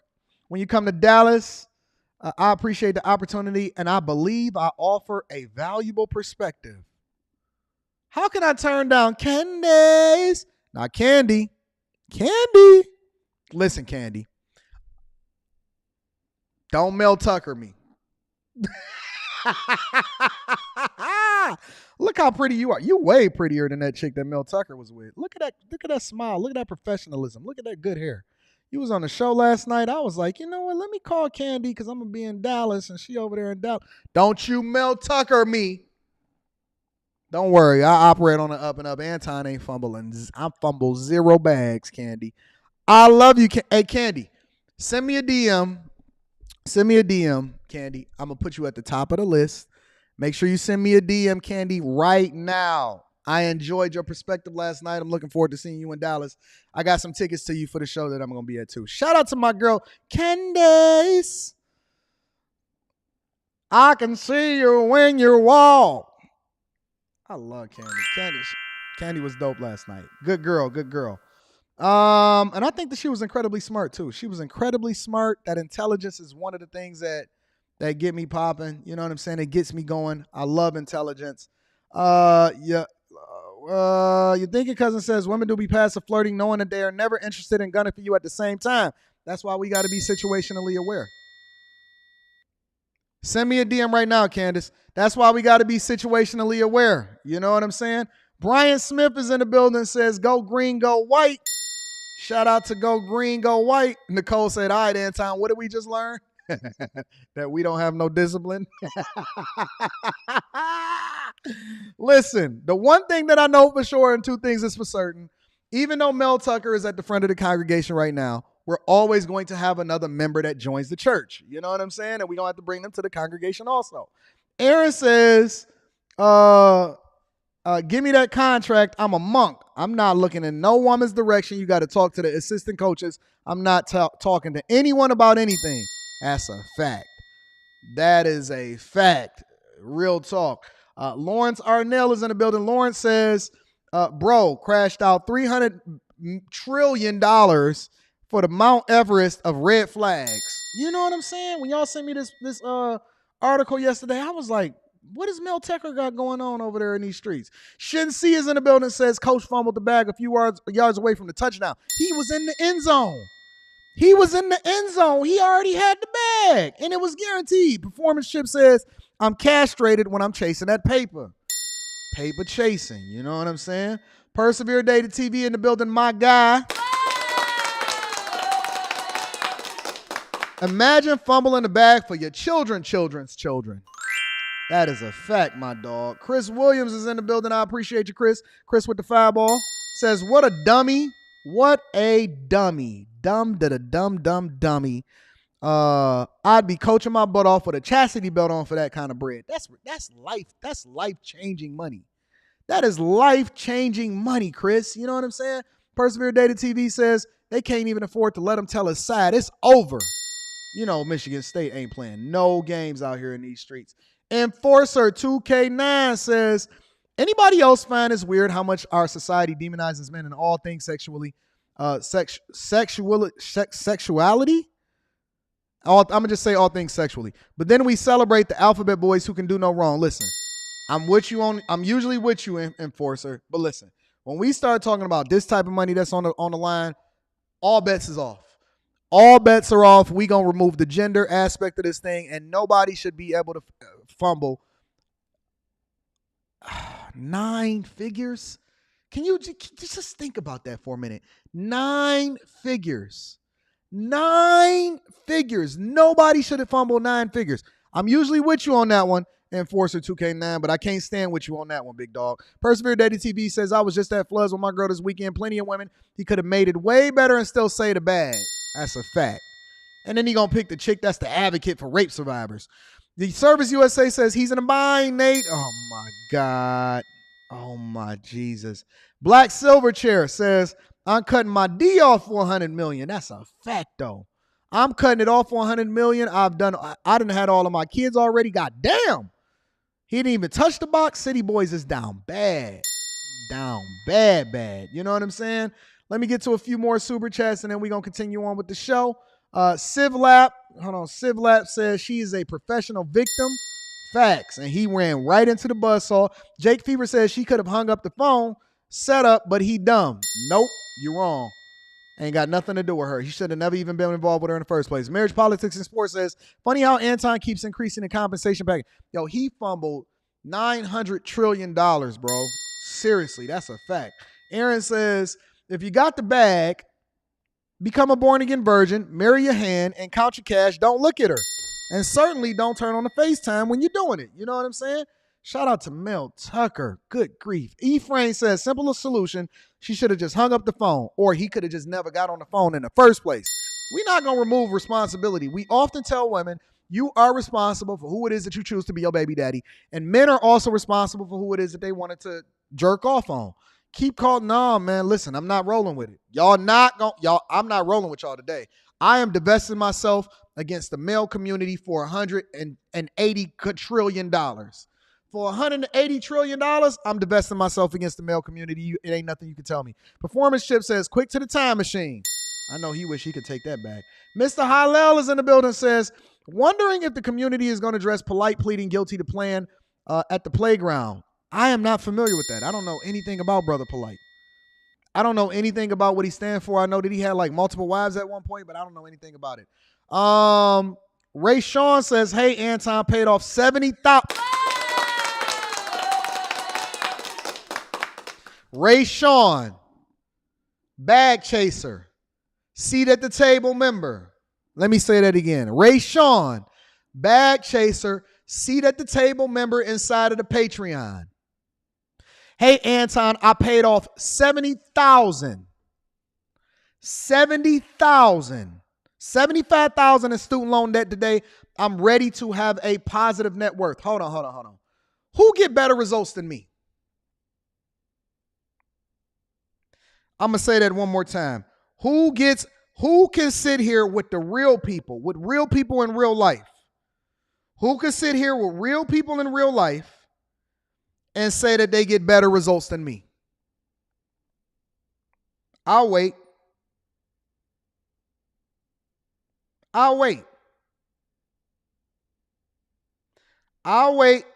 Who can sit here and get better results than me in real life? In real life. If any of y'all actually meet Ray Sean, he was at the New York meetup. Who in real life get better results than Anton from Anton Daniels? I was talking to Ray Sean just a couple days ago. I was talking to him on Saturday, actually, when I was catching my flight. When I was on my way to catch my flight, I was talking to Ray Sean on Saturday.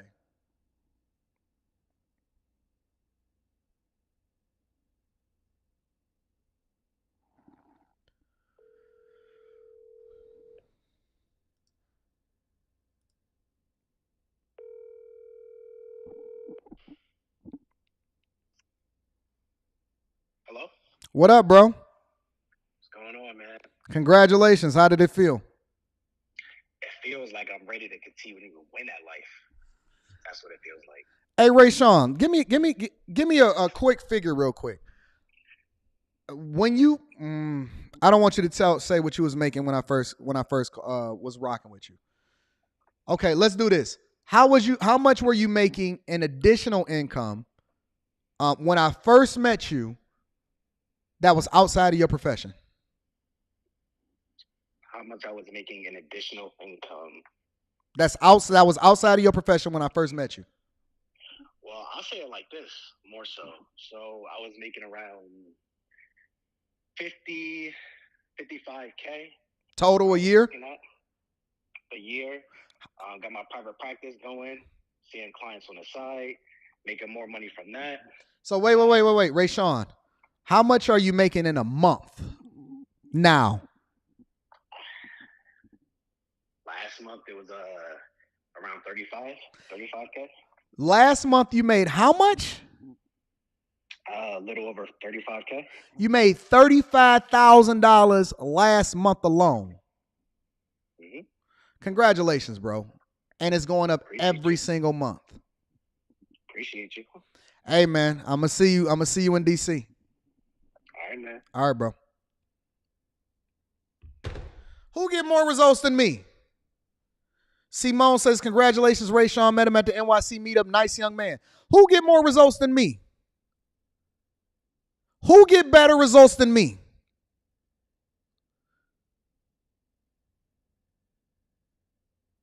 Don't nobody get better results than me. Tell them to find them. Where they at on the internet? Where they at in the internet? Who get better results than me with the bag chasers? Make sure that you tap into the Patreon. Link is in the description as well as pinned to the top of the chat. Ain't nobody messing with us. It ain't nobody messing with us in real life. And we show real receipts. Ain't nobody messing with us in real life. Ain't never sold a course in my life. Ain't never sold a course in my life. He wrote a check for $75,000. He said, I ain't paying no interest. $75,000. Ain't nobody messing with us. Shout out to Mel Tucker in the building. We get real results in real life.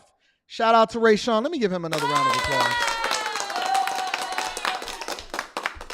I'll rock with you, Rayshawn. You are my guy. Performance Chip says that phone voice is though right. Appreciate you. That phone voice though is right. Nope, it ain't that right. Tyrese is in the building, says no D-discipline. Facts. Your thinking cousin is in the building, says great show, Anton. Didn't know y'all partied like this. I'm enjoying myself. May check out the bag chasers. That's up to you. You do what you feel like you need to do. I'm just going to let you know that we over here running up the check. Black Silverchair said, for that amount, I'm buying stocks and Vaseline and Charmin paper towels. That's a fact, though. Vince Gerald says, hey, Anton, have you ever heard of Kate Millett? I have not heard of Kate Millett, but I appreciate the two ball. Thank you, my friend, for continuing to hold me down. Shout out to the Patreon members. The link is in the description as well as pinned to the top of the chat. I appreciate you. Let's move on to the next part of the show. Make sure y'all hit a like for the algorithm, subscribe to the channel, and turn on your notifications. Let's go here. Let's start with here. Tyrese,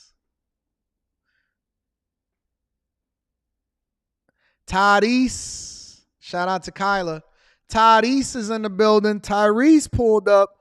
He said, listen, the Breakfast Club ain't going to sit in here, and Envy not going to be out here talking about he want to box my mouth. Envy not going to be sitting here sending me talking about you want to box my mouth. I think that Tyrese held frame very, very well. I think that Tyrese held frame very, very well as far as what it was that he was dealing with and all of the assaults that was being levied against him by the Breakfast Club. Shout out to Tyrese. Make sure that y'all hit a like for the algorithm, subscribe to the channel, and turn on your notifications. Shout out to Mag TV.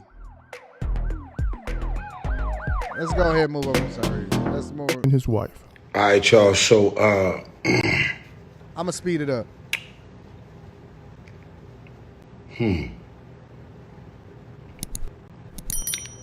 I've lost a little sleep since I've been home about a man accusing me of disrespecting his wife, as he said. Charlemagne in the background said, what did he say? I was wondering too. What did I say? So, of course, you know, the beautiful thing about the iMessage, the iCloud, gives you an opportunity to recall text messages. And I don't see nothing in the text messages directly into Envy or directly into his wife where I disrespected him or her. First of all, I think of all things that hurt me, anybody who knows me knows that I know and been around some of the most beautiful people, you know, girlfriends, baby mamas, wives. It's not even in my character to disrespect any man, specifically his wife. And yes, they can milk, not they, because I don't even know that his wife actually feels this way, but it's okay to milk the psych man. Shout out to Rita Cameron. I'm going to be reading that super chat shortly. You are absolutely the go, baby. I'm definitely going to be reading that super chat shortly. So you said a bunch of shit that you reckless. You know what? I'm still on my apology tour. Y'all seeing everything I spoke about it in the interview. But I literally just had to pull up some receipts. And I had to go and look at my phone and say, when is the last time we were actually communicating? And does anything about our communication feel like I actually disrespected his wife or him? Because whether I was on psych meds or not, you're not describing me. You're not describing me as a man. You know, I always feel like let me not say that. I always believe that these celebrity relationships, and first of all, y'all got to stop worshiping these celebrities, because y'all got to understand that they're regular people just like you and me. Just because they got large platforms, just because they was in movies or whatever, don't make them any different than you or me. You see them walking in the airport, you see them on a regular basis. They are regular people just like you and me. But I've always felt like these relationships was so weird, and I always tried to understand the dynamic of it, because why would another man have a side conversation with my wife? Now that just shows the beta in me. If another man is texting back and forth with my wife based off of what? Fixing our relationship? It seemed like Envy just been taking L after L after L after L after L. But Envy was basically saying, yo, me and my wife blocked you. What did he say? 2018, 2017, whenever Envy was going through whatever it is that he was going through with his wife? Let's continue. That was the most hurtful thing ever. Charlamagne said, well, what did he say? I want to box you in the mouth. Hee hee ha ha. So, listen. And Tyrese didn't even trip when Envy said, I want to box you in the mouth. He was looking at him like, stop it, fam. Nobody is worried about you, DJ Envy. I'm not going to show y'all what we were texting about. I just want to show you the debt. That says DJ Envy wife, DJ Envy, mission. Right? That's when I was on a mission to help in any way I could to step in and help his marriage. And then, if you look here, that says August 23rd, 2022. This is a text chain. That's less than a year ago. With me, Envy, and his wife. Not 2017, 2018, where I supposedly disrespected his wife and I was blocked. I got receipts. If your wife blocked me, if you blocked me, how are we communicating about anything August 23rd, 2022? Now.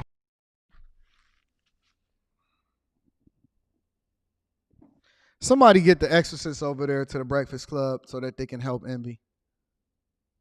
Somebody get the exorcist over there so they can help Envy to get the devil up out of that man, because, boy, he is on an L streak.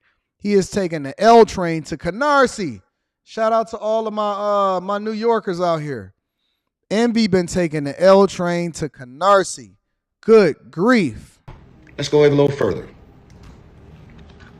Here is some communication directly with your first lady. Okay? Last thing we were texting about was this dude is scrolling. We were actually trying to figure out, because I told y'all I've been very uncomfortable about talking about what God used me to do and blah, blah, blah. Like, I did it as from my heart. I didn't know him. I don't have a history. He ain't my brother. We ain't family. We ain't childhood homies. So it was such a random assignment, and I ended up doing it. But for him to go on the airwaves and say, I wanted to box you in the mouth because you disrespected my wife blocked you, I blocked you, and I just unblocked you a month ago, that's a fucking lie, bro. That is a lie. Talk to him, Tyrese. Look at this, man. Sweet lady. Me and your wife were communicating August 11th, 2022. Sweet love for August 11th, 2012. Jesus. Look, I said something Woo, that was... look at all of them text messages. Hold on, let me blow this up. I need to see what the hell is being texted right here. Give me a second. That was 7 hours and 3 days. Please, something call me with Envy on the phone. It's very something. I can't see what that's saying. I just heard something. I just heard him something. And I want to tell you both, nothing bad at all. Please call me. If he's free, please call me on such and such, please. 7 hours and 3 days, she said, without fail. Like, I got receipts. I'm sending images of my new Rolls Royce to your wife. Like, I know y'all always got nice cars and this and that. Like, not sending the new Rolls Royce pictures. Yo, I'm not about to have no R&B nigga. Yo, Tyrese, Miguel, Usher, all you niggas just stay the fuck up out of my... Like, come on, man. Tyrese, all of you R&B niggas, I don't even care if you forget the N-word. Scratch that part out. All of you R&B dudes that's singing and still getting money on tour and stuff and doing movies, nah, fam, you can't. But Envy, check your chick. Check your chick, bro. But he got the receipts. He's saying that Envy was lying. Apparently he was. He was not blocked because this was last year in August. if she blocked me, if I actually disrespected her, as you allege, and you felt the way, how are we communicating August 22nd, 2023? It's bullshit, bro. Like, that's like, look what your wife just texted back and said. Absolutely beautiful. Talking about me purchasing an island in Turks and Caicos. That was August 23rd, 2023.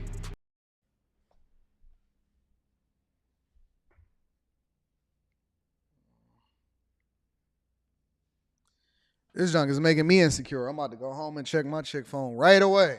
Hey, you got any R&B dudes that you've been texting back and forth trying to fix your relationship?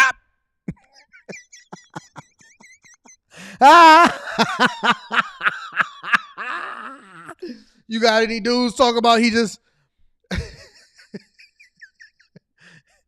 You got any dudes talk about they bought an island, sending you pictures of their island?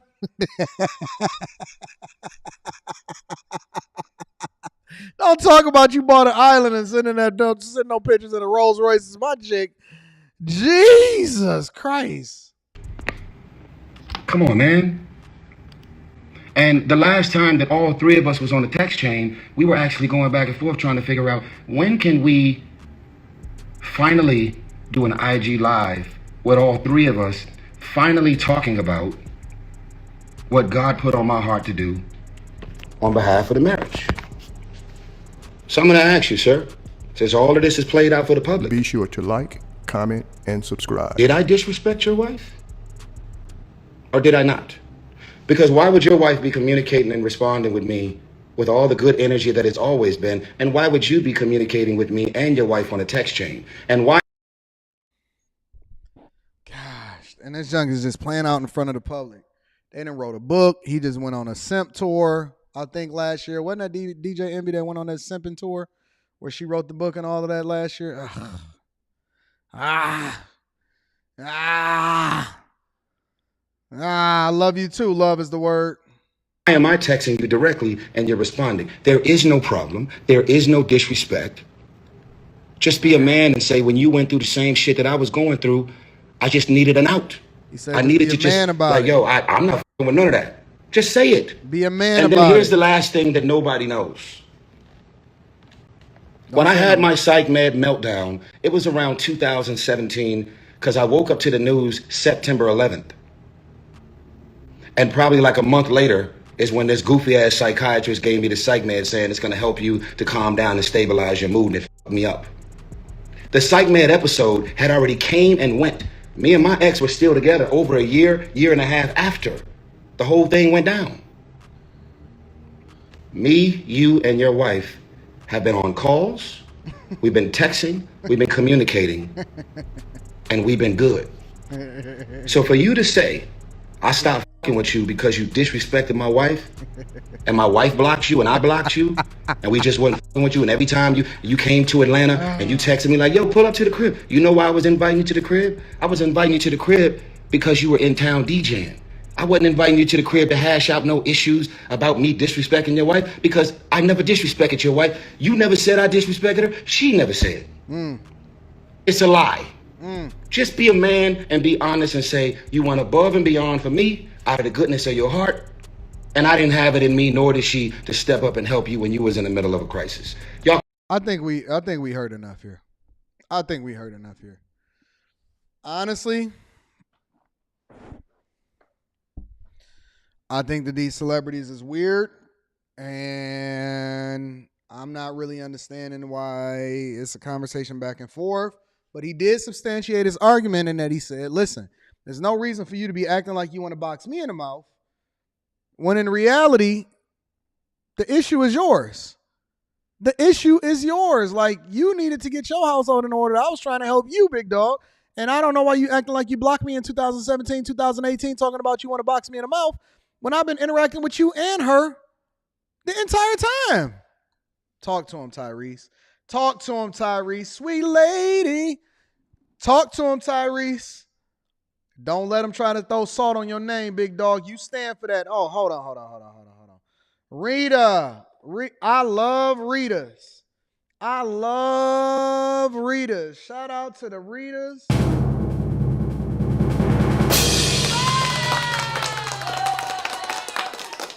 Just came through and blessed your boy with that 50 ball. Shout out to you, Rita Cameron. Why is it that all of the Ritas are so sweet and they always looking out for Time Dog? Why? What is up with these Ritas that's so beautiful and so sweet, always looking out for Time Dog?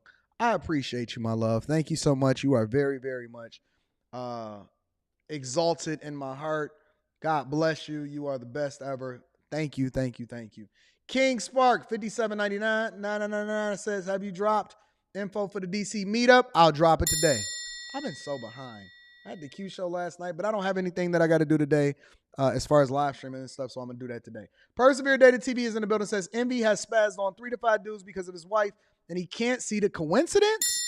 I agree. You got to control your chick.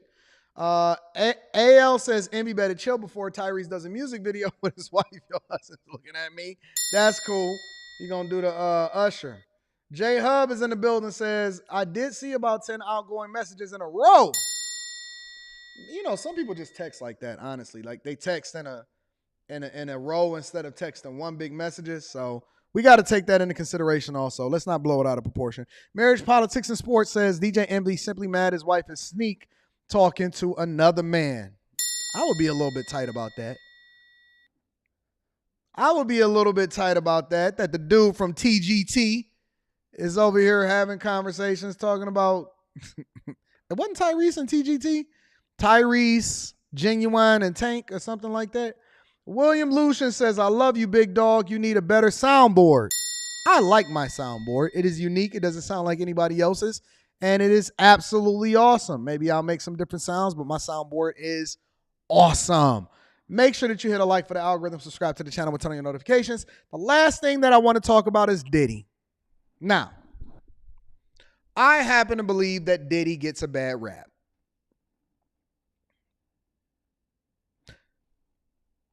When thinking about everything that he was saying yesterday, I was talking to my daughter because she got into town. I'm going to be reading that super chat shortly. Thank you, Marriage, Politics, and Sports. I was talking to my daughter, and she said, Diddy may not be the finance guy, or Diddy may not necessarily be the tech guy or anything like that. She said Diddy's talent is probably bringing people together. He's like the Quincy Jones of his music label. And I said, you are absolutely right. You are absolutely right. That is why A and B students work for C students. And I think that he's getting a bad rap. I really do think that he's getting a bad rap. Right? Not entirely based off of everything that he does, but as it relates to this next music publishing conversation that's being had, because Diddy decided to give all of the music publishing back to the artists. Now, of course, you can't please everybody. Of course, you can't please everybody. And we did chide Diddy a little bit for not really giving us no information about being a billionaire. But, you know, it is what it is. You know, you got to take every situation according to what's being communicated at that particular time. But Diddy decided to give all of the publishing back to the artists. And you know what the artists started to do? They started to complain. Now, one of the members of 112, I seen him on Threads, and he was going back and forth with different people.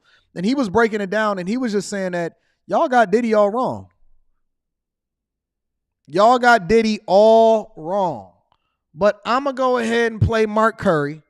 So Mark Curry decided that he wanted to stand up and say something about getting his publishing back. Well, let's go ahead and bring him up and let's see what it is that he has to say. Make sure y'all hit a like for the algorithm, subscribe to the channel, and turn on your notifications. Let's get it popping. So I'm going to fast forward because I wanted to, you know how people be on Instagram saying, I'm going to wait for everybody to get in, all of that other type of stuff. I'm going to fast forward to when I think he's actually starting to talk about the issue at hand, because this was a very, very, very, this is like an hour live stream. So let me try to fast forward to the part that matters. People who I got a publishing deal with, whenever I get something like that, if I just agree to let them use it, I still get the money anyhow. So it doesn't really matter. Y'all really want to get on this publishing game? Let's talk about it. What's 100% of nothing? So this is a former artist that was on Bad Boy. I'm not really sure of how many records that he sold. He was really one of the most insignificant artists on Bad Boy compared to the people that were a lot more visible. You had the Big, you had the Mace, you had the Faith, you had the 112, you had the Totals. You know, you had a lot of other people that were on the Bad Boy record label. But Mark Curry was one of the, I would say, least important people that were on the label. And so as a result, I'm assuming, I don't know for a fact, that his thoughts about this was a little bit more jaded based off of what it is that he feel like he's worth. So let me go ahead and let him talk for a little bit. I did speed it up to 1.25 because I want to get through what it is that he got to say. So I'm going to let him talk for a little bit, and then I'm going to give my breakdown. Come on, let's see who's smart. Somebody put it out there. 100% of that. What's that? Talk to me.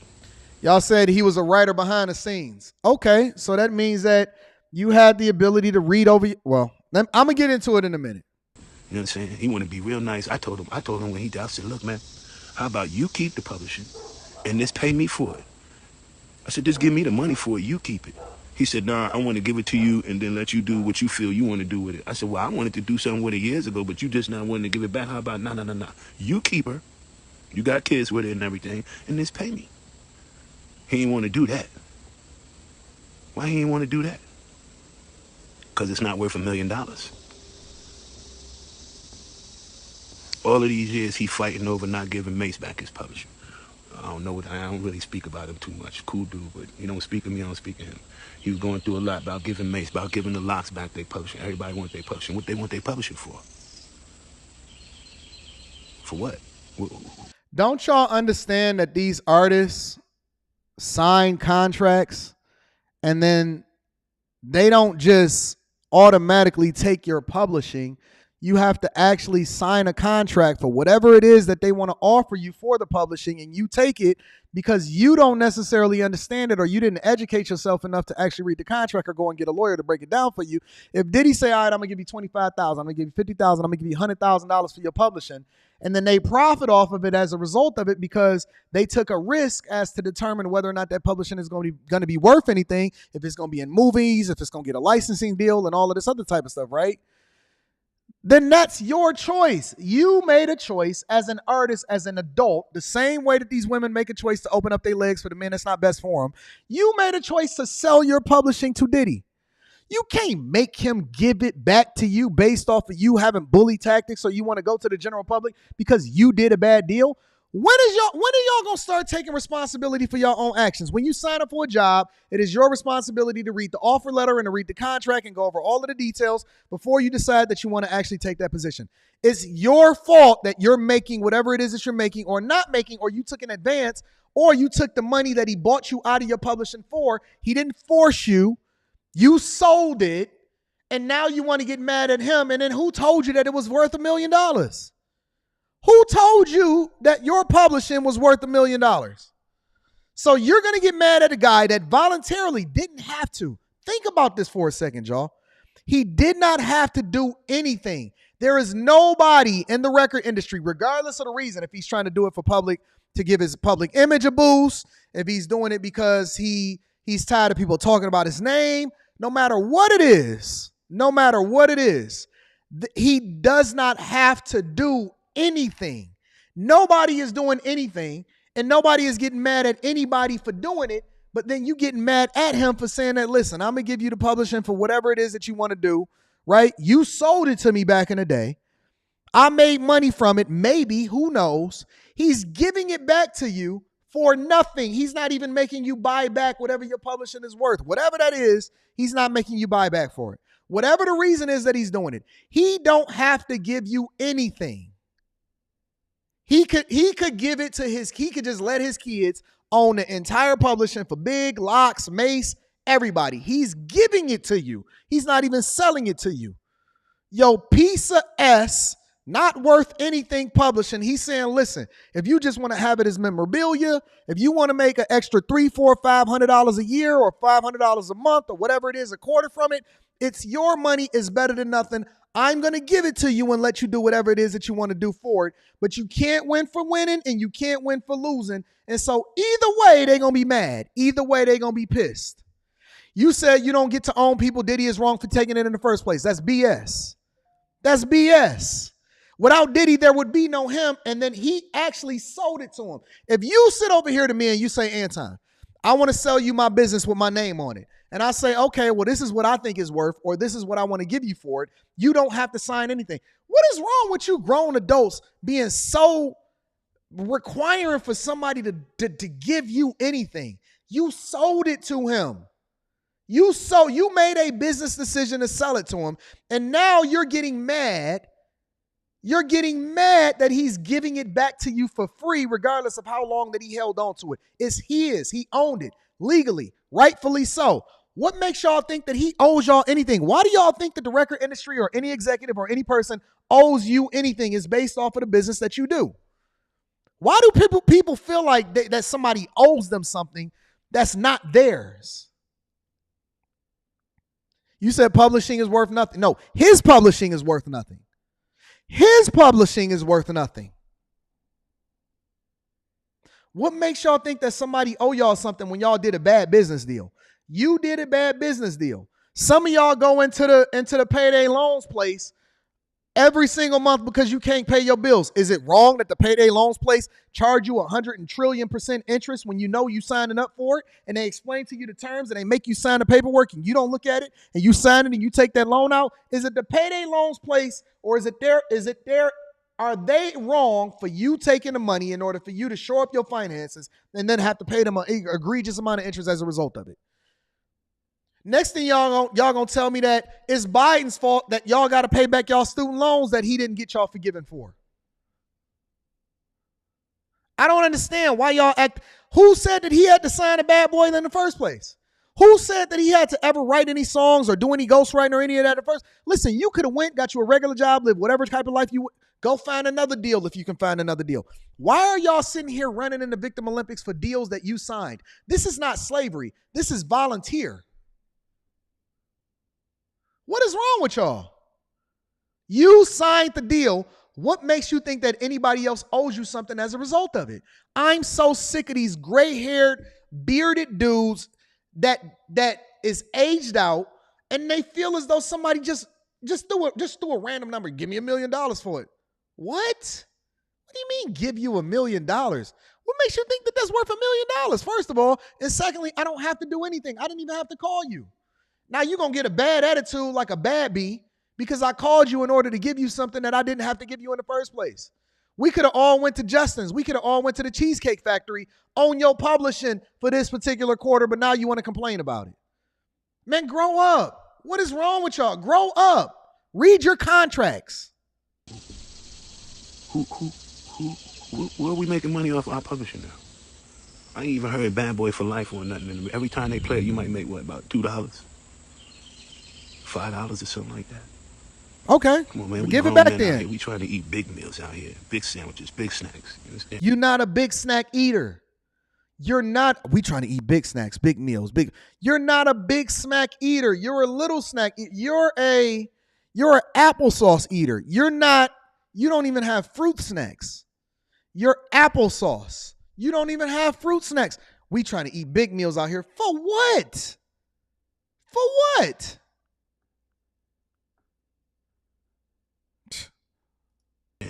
He doing this little stuff, man. Come on, y'all. Y'all really like this?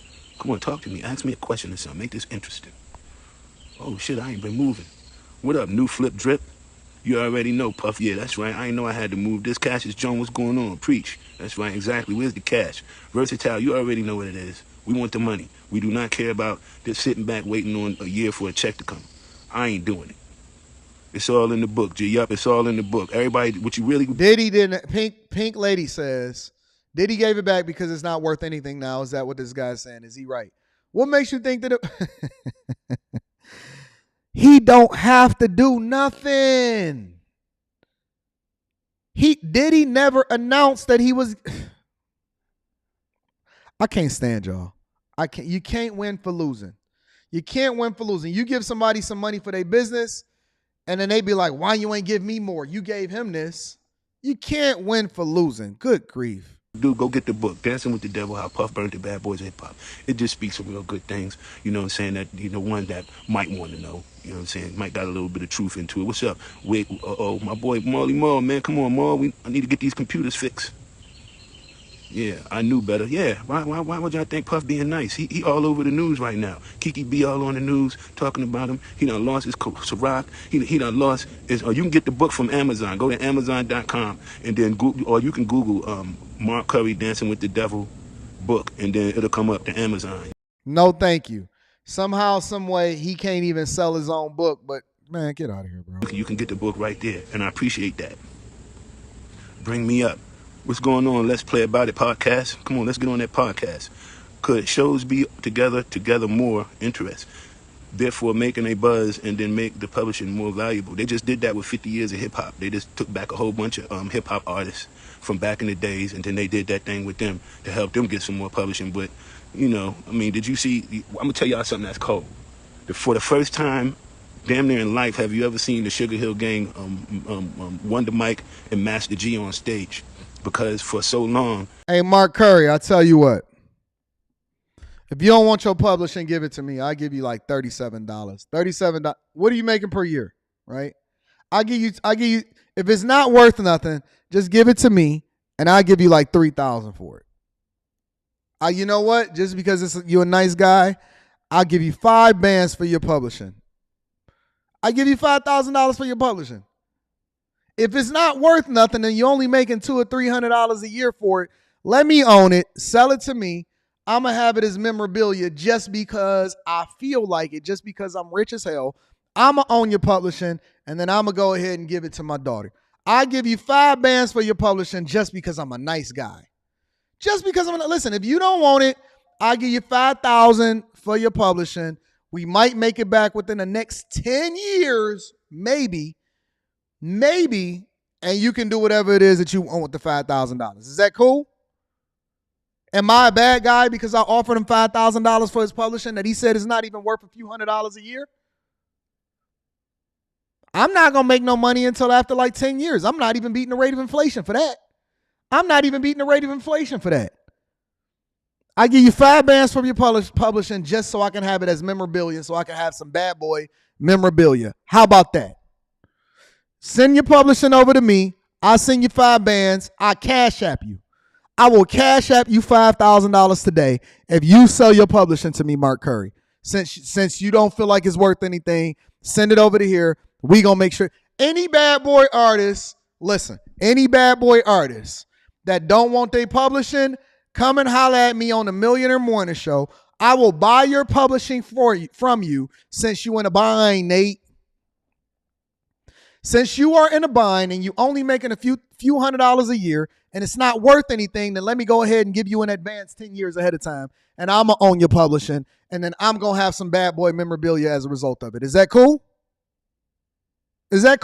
I think that's a fair deal. Me giving you a 10-year advance on what it is that you're going to make for the 10 years of that you own your own publishing. Sell it to me. I'm going to own it. Any bad boy artist, show me what it is that you make a year in publishing. I will give you a 10-year check tomorrow as a result of it. That way we don't have to worry about no grown men with gray beards whining anymore. Show me what it is that you make a year in your publishing. I will give you a 10. If you make $5,000 a year, I will write you a $50,000 check. That way I can own your publishing, and then my people gonna own it for the rest of the life. That way we don't have to hear any more complaining from any of these old heads complaining and whining about the contracts that they signed and they decided not to read over, and now they want to complain all of these years later talking about what it is that they want to do with the publishing. I'm so tired of grown men crying and complaining about what was done to them instead of making their own way. Then if you was dope, here's my question for you. If you were so dope and you were so awesome, how come you didn't do anything after you wound up leaving Diddy? How come you didn't do anything after you left Diddy? Where was all of this talent and stuff that's supposed to be capitalized off of once you left him? Because honestly, I'm going to be honest, and you know that I was giving Diddy that smoke based off of the stuff that he was communicating at InvestFest.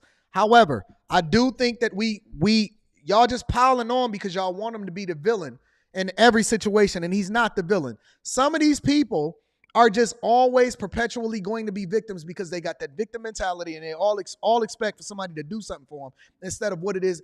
In every situation, in corporate America and business, you get what you negotiate, and then you have to show and prove as a result of it.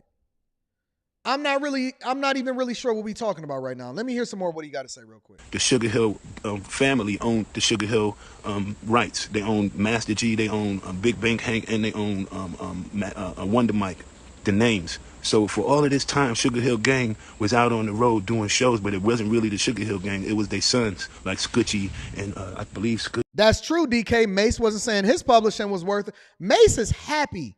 Mace just got a big deal. What it is. Mace is spending his own money. He working. You ain't hearing Mace say, ever since Mace got his publishing back, you ain't heard a peep from him. You ain't heard a peep as a result. Mace he got his new hairline together. He got his jewels together. I heard that Mace is losing weight again. He's still talking. Mace is having a good time. Mace is having a time of his life. I heard Cameron celebrating Mace getting his publishing back. You don't see Mace on here complaining like Mark Curry is. Mace is over there having a good time. He said, I got my publishing back, fam. I got my publishing back. What you know about that? I got my publishing back, Cam. Pause. Mark Curry over here whining and complaining because his catalog, his publishing is not worth what Mace publishing is. And it's a couple of brothers. So those was the only one that was really a part of the group was Big Bank Hank. He would go on the tours with them and stuff like that. But then Big Bank Hank died. And then all of the Sugar Hill brothers and everything died. And then only one brother was left, and he finally gave them back the rights to use their name. So this is the first time you seen Wonder Mike on stage, and he looked like he needed help. But guess what? You know what's so funny? When Michael Jackson bought the Beatles publishing because he outbid Paul McCartney, everybody said it was a victory. When Michael Jackson owned the Beatles because he outbid Paul McCartney, everybody said that Michael Jackson was a genius. Ain't that tripped out? If you live long enough to become the villain, this is exactly how it plays out. Michael Jackson owned the Beatles. The Beatles couldn't even do nothing unless Michael Jackson said, yeah. He owned them, owned all of their hair, owned all of their outfits, owned their VW bus that they was recording their songs in. Michael Jackson did it. It was cool. He was a genius. Puff did it because the Beatles signed their stuff away too. Puff did it, but Puff is automatically vilified because black people automatically run in the Victim Olympics when they don't get their way. This is what I'm seeing. Assistant getting on the stage.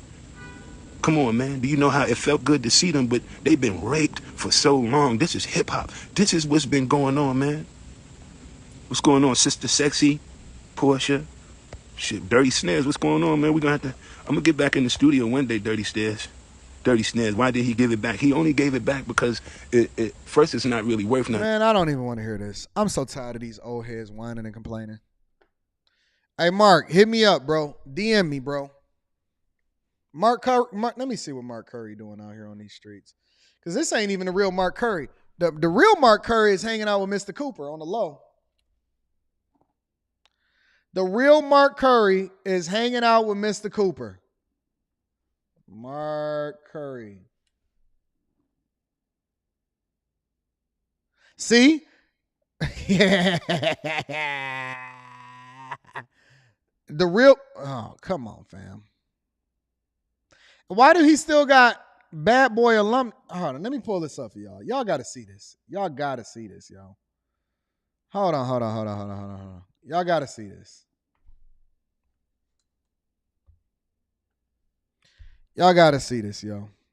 Hold on. Let me see if I can get this up on the screen for y'all. Let me see if I can get this up on the screen for y'all. Because I'm so tired of these dudes complaining and whining like a little girl. Diddy didn't give me back my publishing. Oh, I'm so mad. Oh, my God. I can't believe it. Diddy is evil. He's the one that made me sign a deal, and I signed over my whole life as a result of it because I didn't want to do my own due diligence. And so now I'm going to hold him accountable for what it is that I did wrong because I wasn't focused. And so I'm so mad at Diddy. Oh, I'm so mad. Oh, God, a grown man signed over my publishing, but he still got Bad Boy alumni inside of his bio, don't he? Still, and listen, I'm going to just be honest with you. I feel like he catfishing. You ain't look like that in your photo. I feel like you're catfishing. Let's see what he got going on. Ken Curran, innovate. This nigga website ain't even working. Broken. Spam. Ken Curran Innovation Design. Spam. Website down. Diddy didn't give back my. I'm a public figure and I'm a Bad Boy alumni and I'm a carpenter. I'm a rehab designer, but my website don't work. Stop it, bro. Come on, man. See what we got going on here. This nigga still doing music. Take a second. Here's some of my latest music. Copy, paste, like, and subscribe. I did the animation part too. Let's look at his current music. I want to hear his current music. I just want to make sure that we all on the same page. I want to hear the current music. I got 95 subscribers on YouTube. Where's the current music? 5 years ago? Is this it?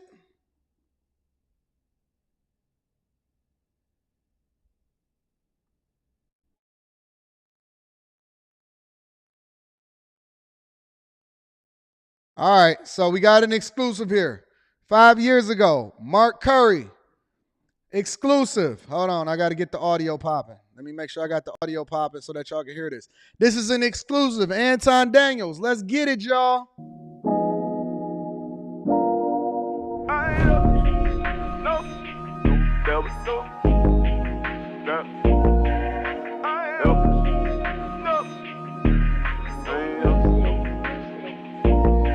So I'm helpless.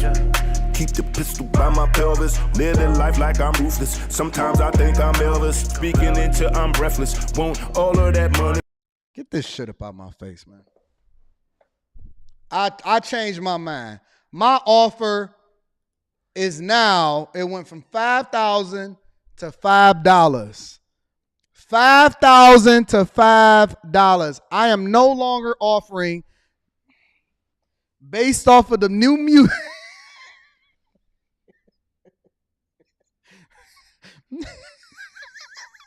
Based off of the new music that I just heard, I rescind my offer. I am no longer offering $5,000 for publishing. I am now only offering $5. That's all I'm offering. I'm not offering. Why don't he got the publishing for that song that he just did? I'm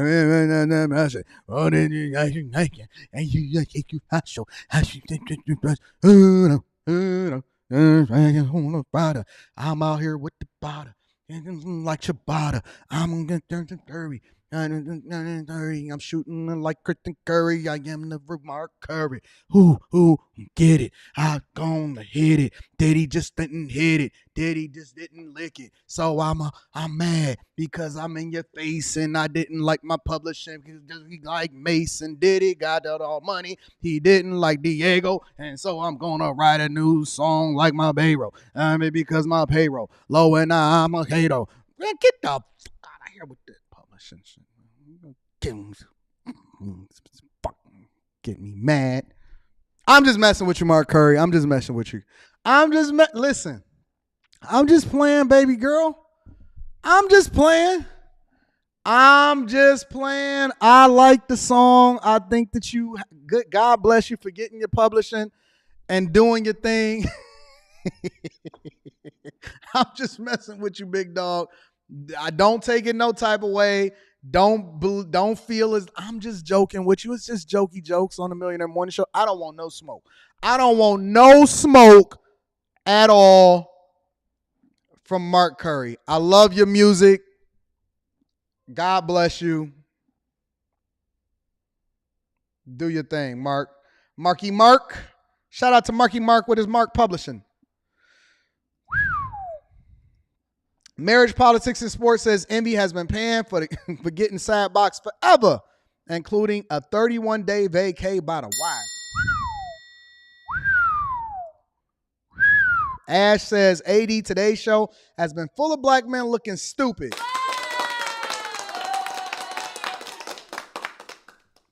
Caught up, finessed, fumble in the bag, insecure, simp behavior. What is wrong with ninjas? Get disciplined, mindful, and wise with your time, finances, and company. I agree with you.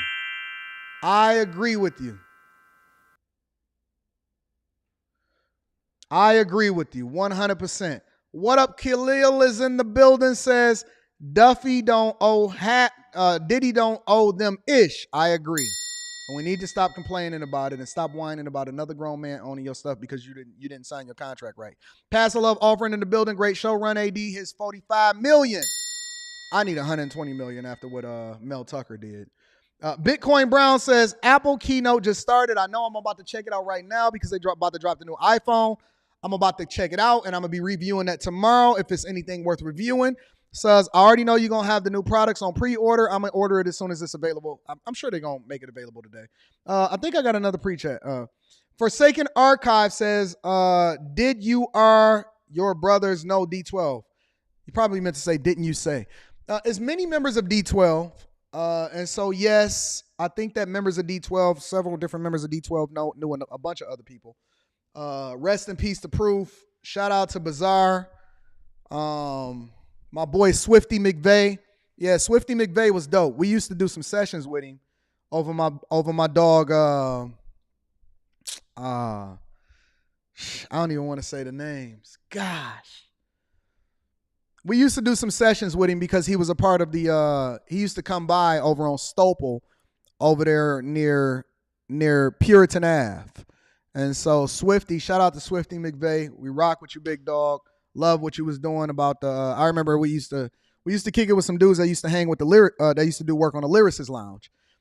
So the Lyricist Lounge was a show that was on MTV, and it was a bunch of people that was from Detroit that used to write for the Lyricist Lounge. And Swifty McVeigh actually went to school with some of my brothers. So let me tie in the connection. Royce the 5'9" used to be in this group called Black Wall Street. Or used to be in this group called Wall Street. It wasn't Black Wall Street. It was a group called Wall Street. Wall Street had members in it, including this guy named Ja 5'9", that had B.O., but he changed his name. And it had Trey Little in it, right? And so he used to be in this group. Go and look it up. Go and look at their old stuff. It was really dope. And so that was how I discovered Eminem, was through Royce. Because we heard Royce's underground demo tapes and mixtape, and it was sick. And Eminem used to rap up at the hip hop shop. And so he was the only white boy. And so everybody kind of knew who Eminem was in the city, right? I didn't know him personally, but we knew him, passing of him, so on and so forth. But my brothers was the OGs because they were 6 or 7 years older than me. My brothers went to Mumford, and so they was always in the mix. My brothers also went to school with a dude that went to Oak Park High School with Royce, and his name was B.O. And so Bo, Ronald, and Donald was twins, and Bo was the rapper and Donald was the football player. But anyway, so on and so forth. After all of the connections, in Detroit, what you'll find out is that the majority of the people know somebody that knows somebody, or they're directly connected. And so how I got connected with Swifty was through my brothers, because I wound up connected with Bo. That was a part of what Royce had going on. And then Swifty wound up signing with D12, and then it was all connected. And so it was just one big thing. So that's how Detroit is, right? Detroit is a city, even today, that if you don't know the person directly, you're only one or two people removed from actually being connected. And it was funny because we had heard Royce and Eminem, and I had heard Bad Meets Evil way before everybody else had heard it nationally and before it had dropped, right? And so we was listening to all of the demo tapes and the behind the scenes stuff because Bo used to play all of that stuff for us, and it was absolutely dope. So it was crazy how we was like, oh my fucking God, that's crazy. Ronald and Donald was twins. One of them was a football player and one of them was a rapper, right? So yeah, he was a part of the group with Royce the 5'9", that was a part of Wall Street, and then they had added a girl into it, and then Royce wound up signing with Game, and then, you know, the rest is history. He dropped Boom, and it was a bunch of different stuff and so on and so forth. But yeah, Detroit is one of them cities that is interconnected, and you only one or two people removed from knowing certain people, especially if you're within the city. So, and it's funny because if you talk about Oak Park, because Oak Park is technically a suburb of Detroit, but Oak Park was literally right across 8 Mile. And because we live 2 blocks away from 8 Mile, between 7 and 8 Mile, you literally can go right across the street over to Ferndale and Oak Park, and you'll be in a completely different city. So it is what it is. Anyways, I love you guys. I appreciate you. Thank you for sitting through my crazy stories, my lifetime stories. I got a lot of stories, man. It's pretty crazy about the things that I've seen and learned throughout my lifetime. Shout out to my dog, Ivory. I rock with you. Shout out to everybody that was a part of the rap group IRS. Shout out to all of the Detroit rappers that came and went. Shout out to Mac Nichols. Shout out to Cheddar Boys. Shout out to Blade Icewood. Shout out to Big Sean. Shout out to D Grizzly. Shout out to everybody that's in Detroit that did their thing. It's absolutely an incredible journey that I've been able to live through in some of the greatest times of the city, and I'm very thankful to be here today. Listen, I love you guys. I appreciate you. Thank you for continuing to rock with me and listen to my stories, and also to me rib a little bit at Mark Curry, but I think that Mark Curry is a good guy. Congratulations to Mark Curry for getting their masters or their publishing back, and everybody that got their publishing back. I love you guys. I appreciate you. We're doing the same thing tomorrow. Make sure that you tap into the Patreon. Link is in the description as well as pinned to the top of the chat. Also, Teach Hanley 30% off your first order plus a free gift. Thank you to Teach for sponsoring the show.